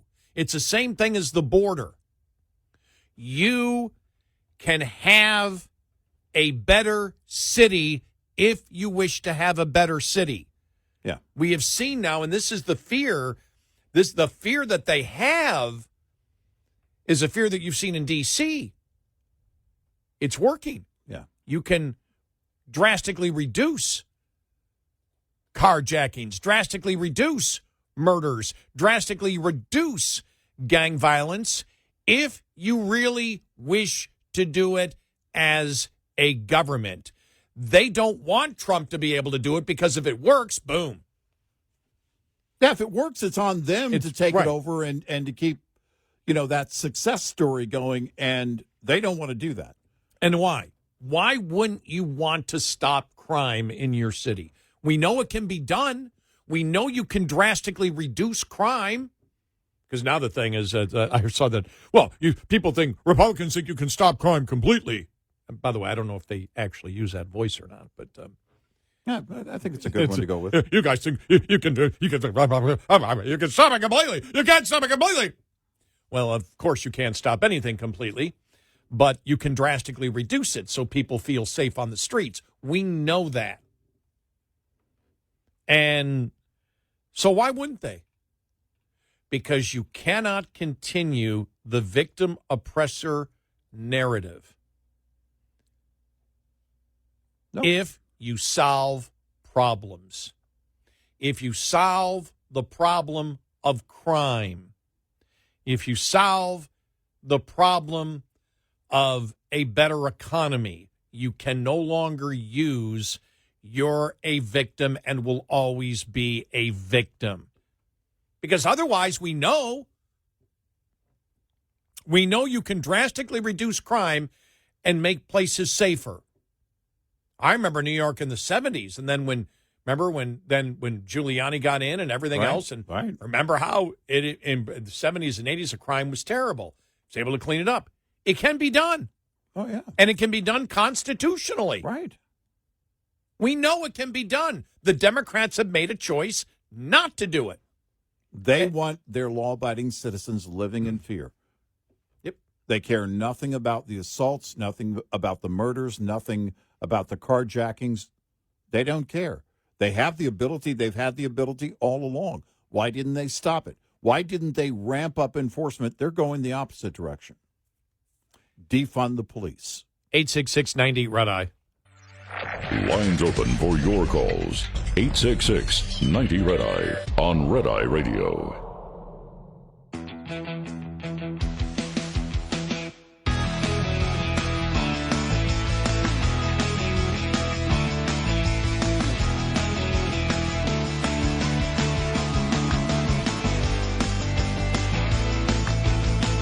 We are Red Eye Radio.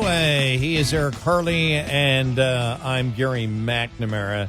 Yeah, so it's amazing that on something as basic as crime, and the Democrats are still on it, and the media especially, still hitting against it. Even as you've had on MSNBC and CNN, some of the own anchors say, well, we don't feel safe in our towns.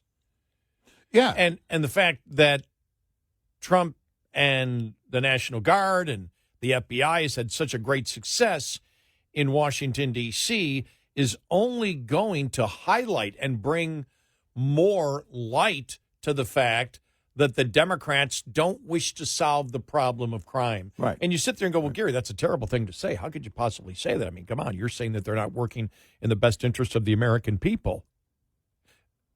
Duh. That's exactly what's happening. They opened the damn borders. They were fine with the borders being open. They didn't care about the chaos that caused. Remember when they were saying, you must be masked. Sorry, you can't go to Canada. Sorry, you can't do this. Sorry, you need, when you're gathering outside, only to be, with a certain number of people. You're in a public park. Arrest Tom Brady. Remember all that stuff going to the insanity?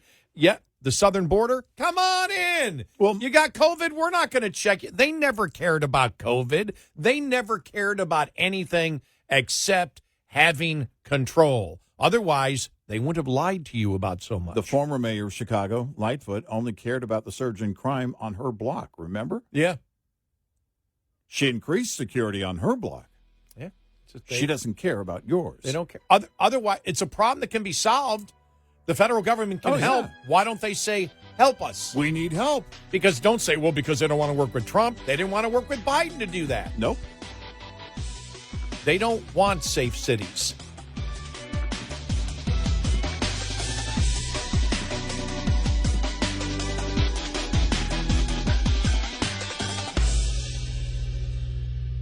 This is Red Eye Radio on Westwood One.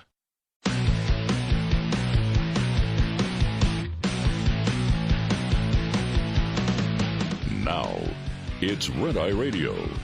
Gary McNamara and Eric Harley talk about everything from politics to social issues and news of the day. Whether you're up late or you're just starting your day, welcome to the show. From the Uniden America Studios, this is Red Eye Radio. All across America, we are Red Eye Radio. He is Eric Harley, and I'm Gary McNamara. Good morning. Here we are. Made it to Tuesday. We did. We did. It's been a long week so far. All right, we started out the week. It hasn't been a long week. It's just yesterday was a long week. There's just so much stuff. I mean, That's what I mean. And stuff that we've got to go over again because we know a lot of people are just waking up right now. So we wanted to go over something that I'm sorry, I couldn't stop laughing yesterday when I saw it on social media that the president had put out an executive order to ban flag burning. Is how I read it, and I went, well, that's impossible. You give that there would be a 1 year in prison. The president cannot. Anybody who knows anything about basic constitutional law and how our government is set up should know that the President of the United States, through an executive order, cannot create criminal law. Right. Obviously, a ton of people have no idea how the government actually works. Because as soon as I saw that, I went, okay, I guess I have to. I guess because of my job, I have to research this, which didn't take long at all. Right. To see what was actually said, but in the executive order. Well, let me first get to what the president.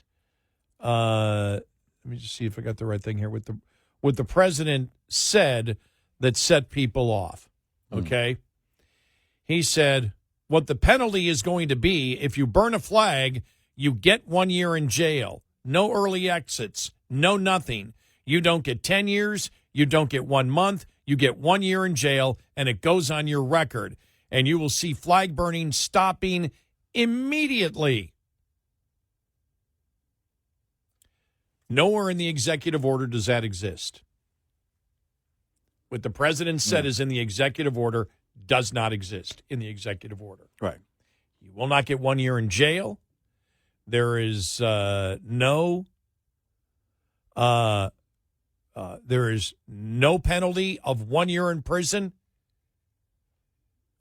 if you burn a flag in a political protest.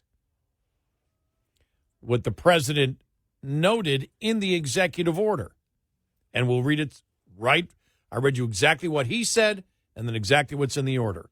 Notwithstanding the Supreme Court's rulings on the First Amendment protections, the court has never held that the American flag desecration conducted in a manner that is likely to incite imminent lawless action or that is an action amounting to fighting words is constitutionally protected. And that's from Texas versus Johnson, 1989. I think it was is when it first came out. I think it was 92 or something when it actually was passed, though. My administration will act to restore respect and sanctity to the American flag and prosecute those who incite violence or otherwise violate our laws while desecrating this symbol of our country to the fullest extent permissible under any available authority. So what the president did in the executive order was tell you what the constitutional law is on flag burning based on Texas versus Johnson. Nothing has changed. Right. Nothing. What he's saying is you can't incite a riot by burning a flag. Or if you burn a flag and it incites a riot, they will apply the applicable punishment. Right. But it's the inciting the riot part of it that comes with the punishment. Right, but normally that happens when you're warned not to do it by law enforcement. Right. When you're warned, do not back off, do not, stop it now, move back if you do it. But that was the law already. Yeah. And a lot of times flag burning happens and everybody is cheering. There's no opposition there. Right. We've seen that many times before. Right. But the law is a law of inciting to riot.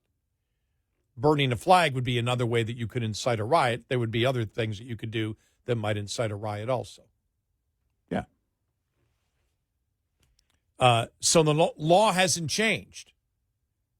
And obviously, if you went on social media yesterday, people people that thought that the president had created new law, because there were a ton of Trump supporters that have no idea what the law is. And there's a ton on the other side that have no idea what was actually in the executive order and what was said. If you have basic, and I mean junior high knowledge of the Constitution, and you read just this, I believe it is the second and third paragraph of his executive order, you knew immediately that he was simply stating what the Supreme Court precedent was. That's basically it. And the confusion was what he said the executive order was about, which it was not. Nowhere do you get a year in prison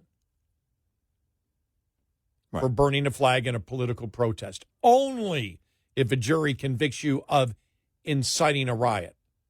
Which is a law that already exists. Which is a law that already exists and was the exemption even to the Supreme Court ruling. So there was really nothing there. Nothing changed at all yesterday. Nothing.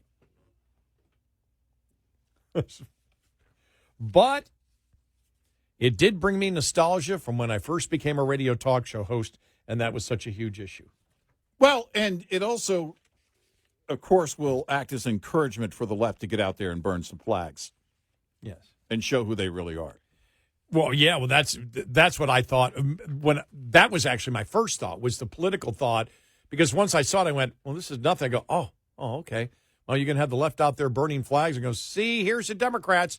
And you know what I was thinking? I was thinking maybe Trump did this so they start burning flags in Minneapolis for the Democratic National Summer Convention. Let's all burn the flags here. It might happen. I know. It might happen. And because of it, it will also help. Lutnick was out there saying if a lot of flags get burned, it will help the domestic flag manufacturing business. Right. Exactly.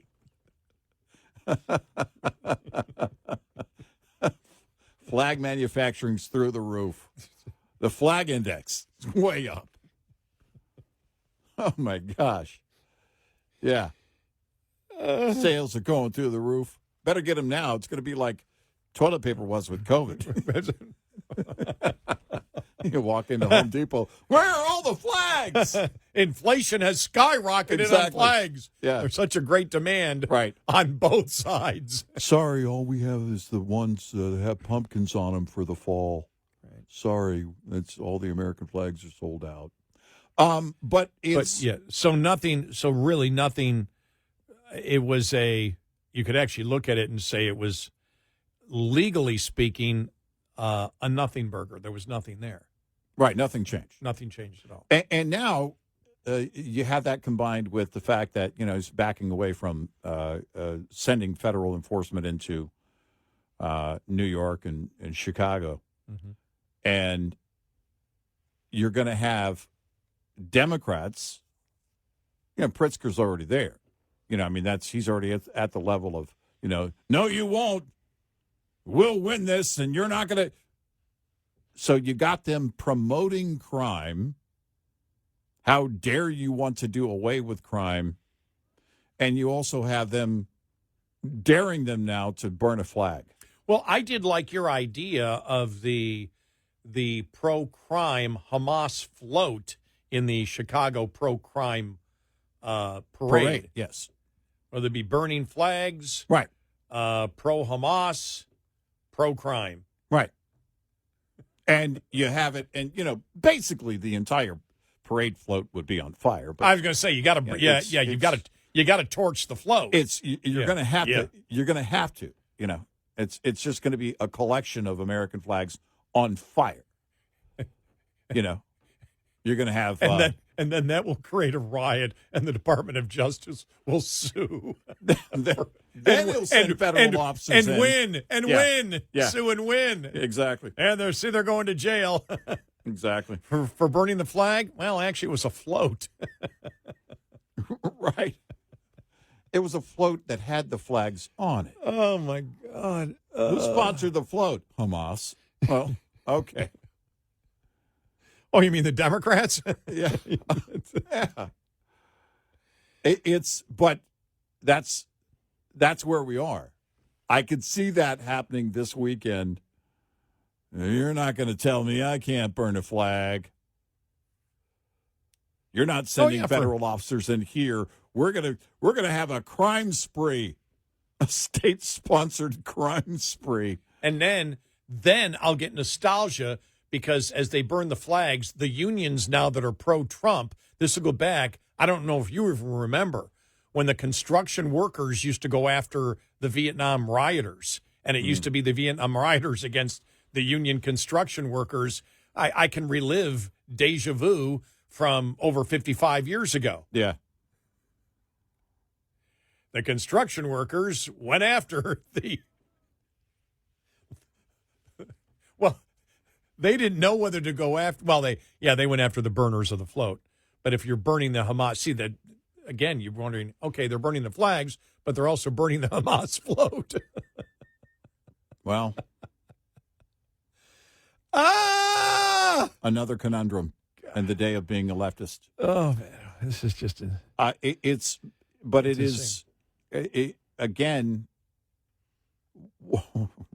this is what they're promoting. They don't have to build the advertisements. They don't have to go out and build the ad campaigns.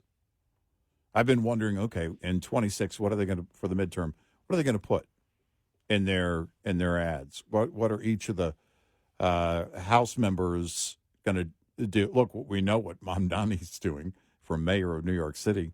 That's actually going to be, that's fascinating, and just wait for it all to culminate. Because if the numbers hold, he's going to win. Yeah. He's going to be the next mayor of New York City.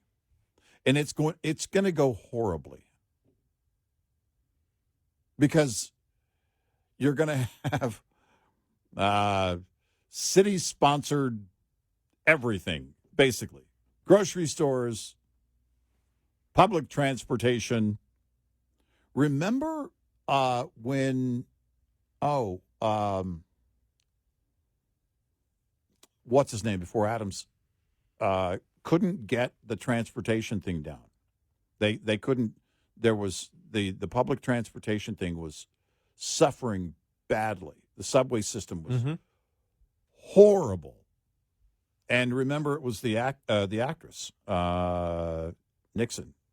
Cynthia Nixon? Cynthia Nixon, who ran against him and in a debate made some solid points. Well, now imagine if they, take this communism to the degree that Mamdani wants to do it. And if he wins by a clear margin, then that's going to be his mandate. He's going to believe, all right, this is what we've got to do. I realize I might be that this is an opportunity for me, really, the whole flag burning thing, to really irritate and offend one of my neighbors, because I can put all my, it's Labor Day, I can put all my flags up and put my little I have a little electric flag that sits in the window, and it's really cool. Mm-hmm. Everybody who sees it says, where can I get it? Well, not everybody. Yeah. Not the one anarchist that lives on my street, yeah, who I'm friendly with, but I know they're offended by my show of patriotism. Yeah. And my spotlights and my lights outside my house all go red, white, and blue. So yeah. I've noticed more of my neighbors putting up their American flag, not just at Memorial Day and Independence Day. We have some new neighbors that have moved into the neighborhood, and I guess that's a part of it. But remember when de Blasio decided he was going to run for president, and the left said, no! Democrats were like, no. We don't want you in the party. Now, I'm trying to compare that to Mamdani, because it won't take long for communism, this whole communism experiment in New York City, to go very badly. Things are going to suffer. City services will suffer greatly.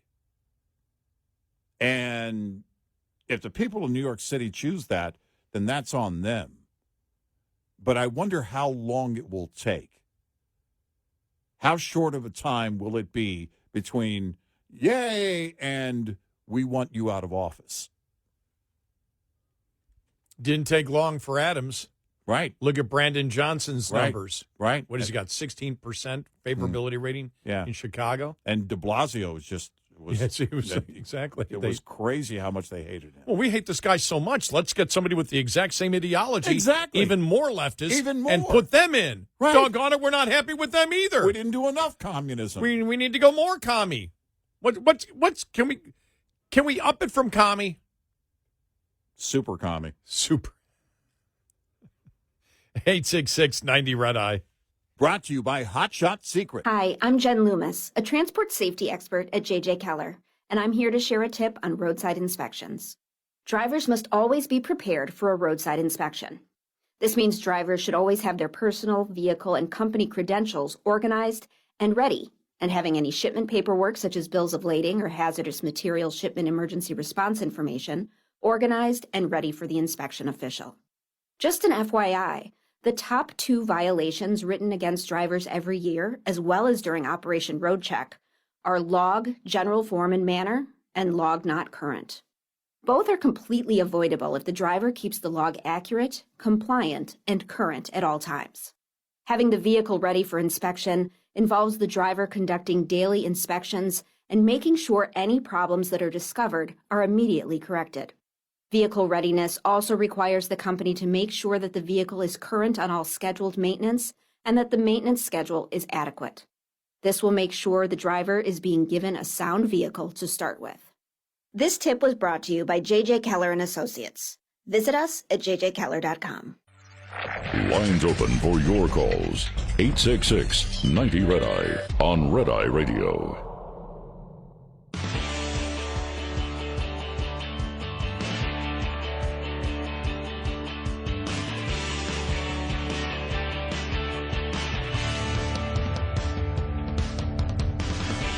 Here at Red Eye Radio, he is Eric Harley, and I'm Gary McNamara. Yeah, so yesterday to me was a branches of government day. Because when I saw, okay, it's about time the president put out a law stopping the flight, it's like, for people not to know, there is such ignorance of the U.S. Constitution and how the system works. And for people to actually believe that Trump could put through an executive order creating a new criminal penalty for something shows a complete ignorance of how our system of government works. I think it runs in cycles.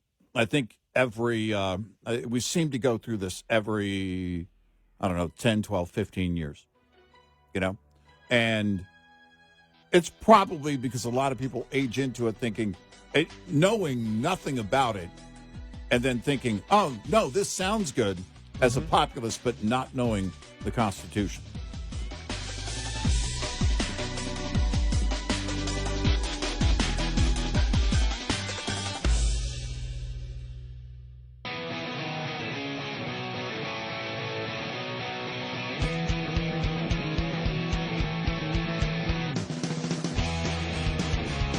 You're listening to Red Eye Radio from the Uniden America Studios.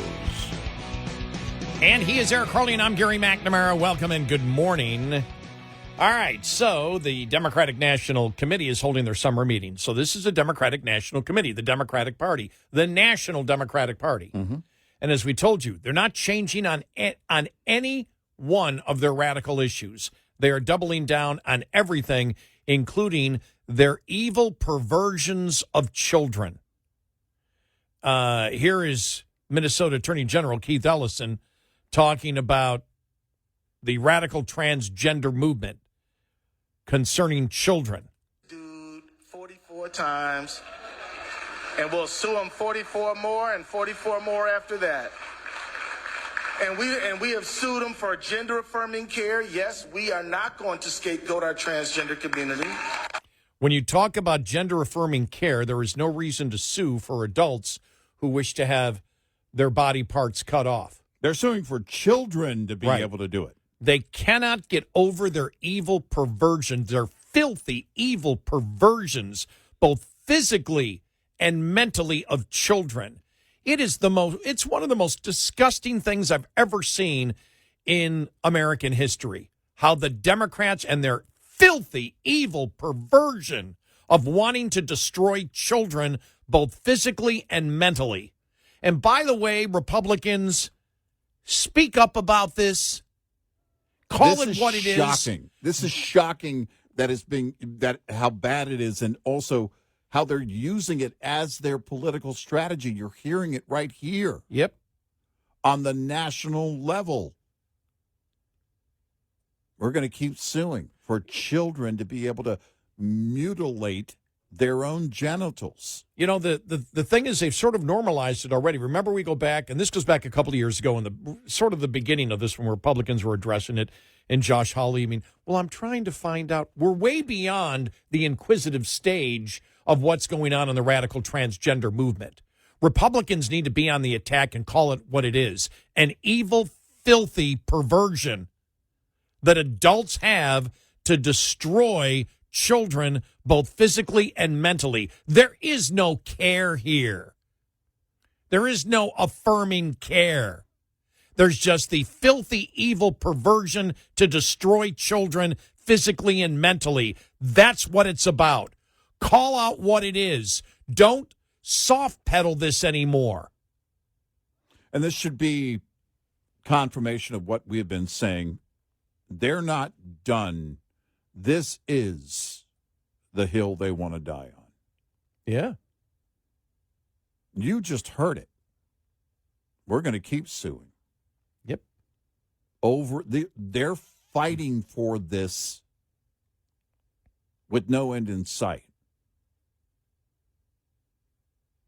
Yeah, how do you even get to this point? As an adult, what type of evil, filthy perversions do you have in your brain? Well, and on top of that, it's not just going to be suing so children can make the decision. It's going to be suing to keep parents out of the decision, which would have to come with enforcement, which means if you try and intervene, there will be some level of enforcement against you. Oh, yeah. That's where they care about the law. That's where they care about enforcement. Yeah. They want you to not have control over your children's life. By the way, when it comes to this, and I think we saw this with a couple of Democrats, I think Newsom was one of them, well, parents need to be involved. No, parents don't get to cut off their children's private parts. No. Sorry. No. Parents don't give permission for that. Nope. There are things that parents aren't allowed to do with their children. This is one of them. When you get to be whatever the official age is, 18, 21, whatever, they're an adult. I don't know where the law applies to this, whether it's 18 or 21 on this. But whatever that law is at that point, well, then you can't stop it. As an adult, you can do what you want at that point. While they're children, absolutely not. And I think it was Newsom or one other Democrat, I can't remember which, I thought it was Newsom. Well, the parent has to be involved. We can't take the parent out of it. No, the parent isn't involved in a decision like this. I think Rahm Emanuel also said something. It was Rahm. Okay, it was Rahm Emanuel. That's what it was. Yeah. No. Nobody gets to do it. No. When that child becomes an adult, the adult in that case, can then make the decision. The adults don't get to make the decision for children, even if they're the parents. All right, you ready to hit another topic here? All right, what do you got? Well, let's talk about Cracker Barrel. You saw they put out a statement, right? Yeah. Uh-huh.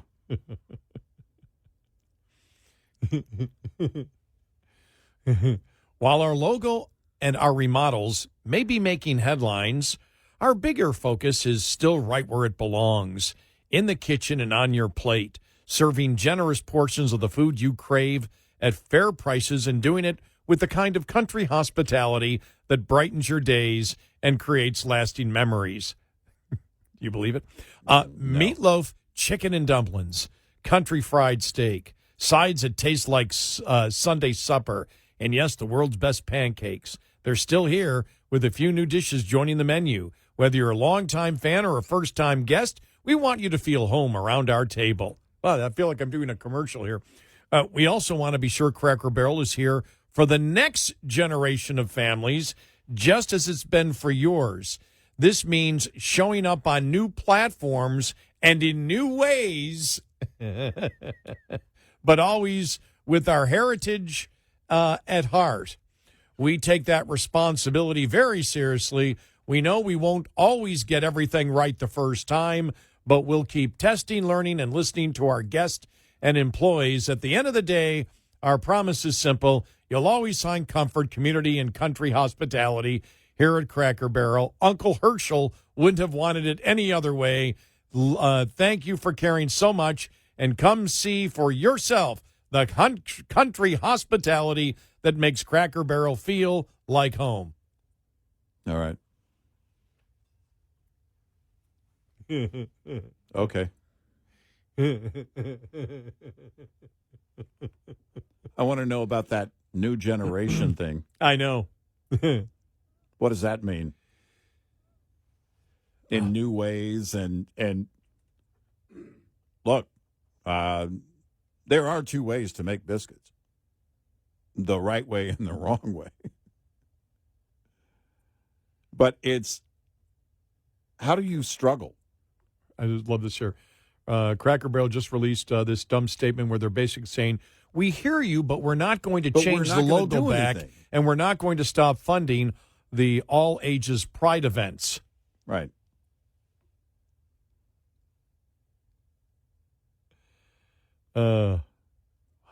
Look, when you get activists that run your company, that's where your company's going to go. When activists are in charge, public sector or private sector, this is what they're going to do. And then the public can decide, for the private sector, their customer can decide if they accept that. I did get hungry, though, reading the food items. Yeah. Pretty good food. Well, as I said yesterday, what they're known for, is that rustic, all-American, the gift shop when you walk in. Mm-hmm. But they're known as, for the breakfast. Did they mention grits? They didn't mention grits. I'm assuming grits will still be there. They did not mention grits in there, I don't think. Well, let me just see. No. Unless they want some bunch of protesters in RVs showing up. They should keep the grits on the menu. Oh, I'm sorry. I didn't read everything. Oh. We'll get into the gravy and grits. Let's go. In the last few days, if the last few days have shown us a promise to our guests, if the last few days have shown us anything, it's how deeply people care about Cracker Barrel. We're truly grateful for your heartfelt voices. You've always shown us that we could have done a better job sharing who we are and who we'll always be. What has not changed and what will never change are the values this company was built on when Cracker Barrel first opened in 1969. Hard work, family, and scratch-cooked food made with care.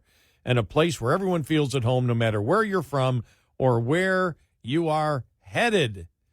The things people love about our stores are not going anywhere. Rocking chairs on the porch, a warm fire, peg games on the table. I heard the peg games did change now.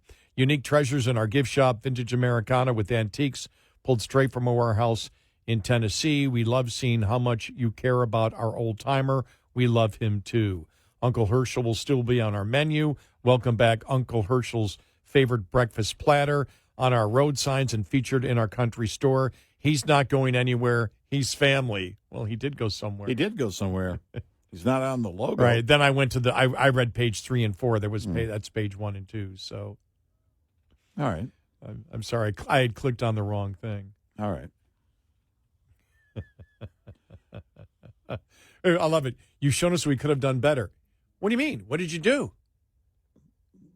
Well, right. What have you done? All you got to do is say we're serving food. Right. What's the point? We got great food. Good prices. Come on in. To any other restaurant corporation that doesn't get it, go look at Starbucks from a few years back. Well, and then and then Bud Light. Right. If you're going to use your company for activism, you better know what your customer base is. Because if your customer base is a bunch of activists, then that might work for you. Oh, yeah. Yeah. But if it's not, then you probably want to avoid that. If you're risking what's left of your customer base going away completely, the thing is, especially with the older demographics, once you've lost them, they usually don't come back. Younger beer drinkers might go back to Bud Light one day. I don't know if they have. Maybe they have. But a customer base that's based, their entire day is about what? It's about routine. So if they're a regular customer and they're going to go there and that's their Friday breakfast get-together or their Saturday evening meal or whatever it is, once you change that for them, it's hard to get that back, if not impossible to get that back. You don't want to change that. Now, if you've got something going on with your earnings, their overall earnings, their gross earnings were doing okay, but then in the last couple of years, they had some expenses that came in, and I don't know what that has to do with their operating expenses. Somehow we're getting way out of hand. Were they involved in the Hamas float for the pro-crime rally and paraded Chicago? Not that I'm aware of. There was no gravy and biscuits on that float, as far as I know.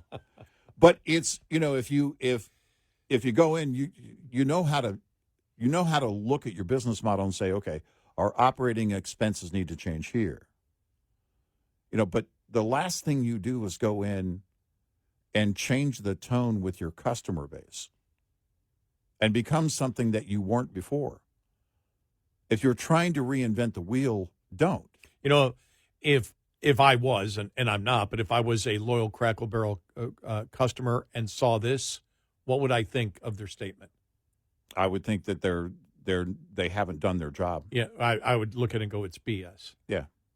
Yeah. I don't see that as an apology. You're trying to soft sell what you're doing, and right. It's not going to cut it. Right. Yeah.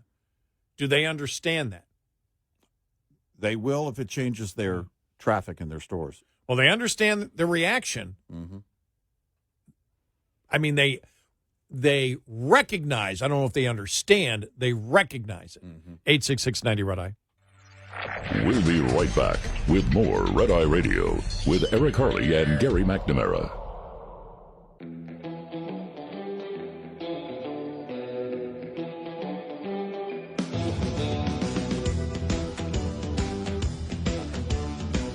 We are Red Eye Radio. He's Eric Harley, and I'm Gary McNamara. Welcome and good morning. Download our Red Eye Radio app today. Our show ends in an hour. After our show ends, it becomes our podcast. And so if you miss portions of the show, you can catch it because we record all 5 hours.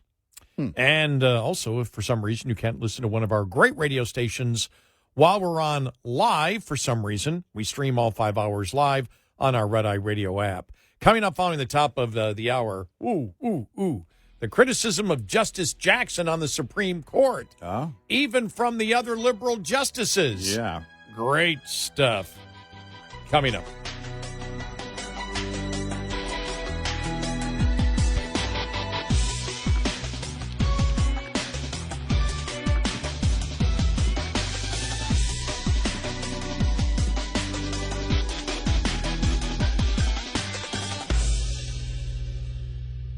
This is Red Eye Radio on Westwood One.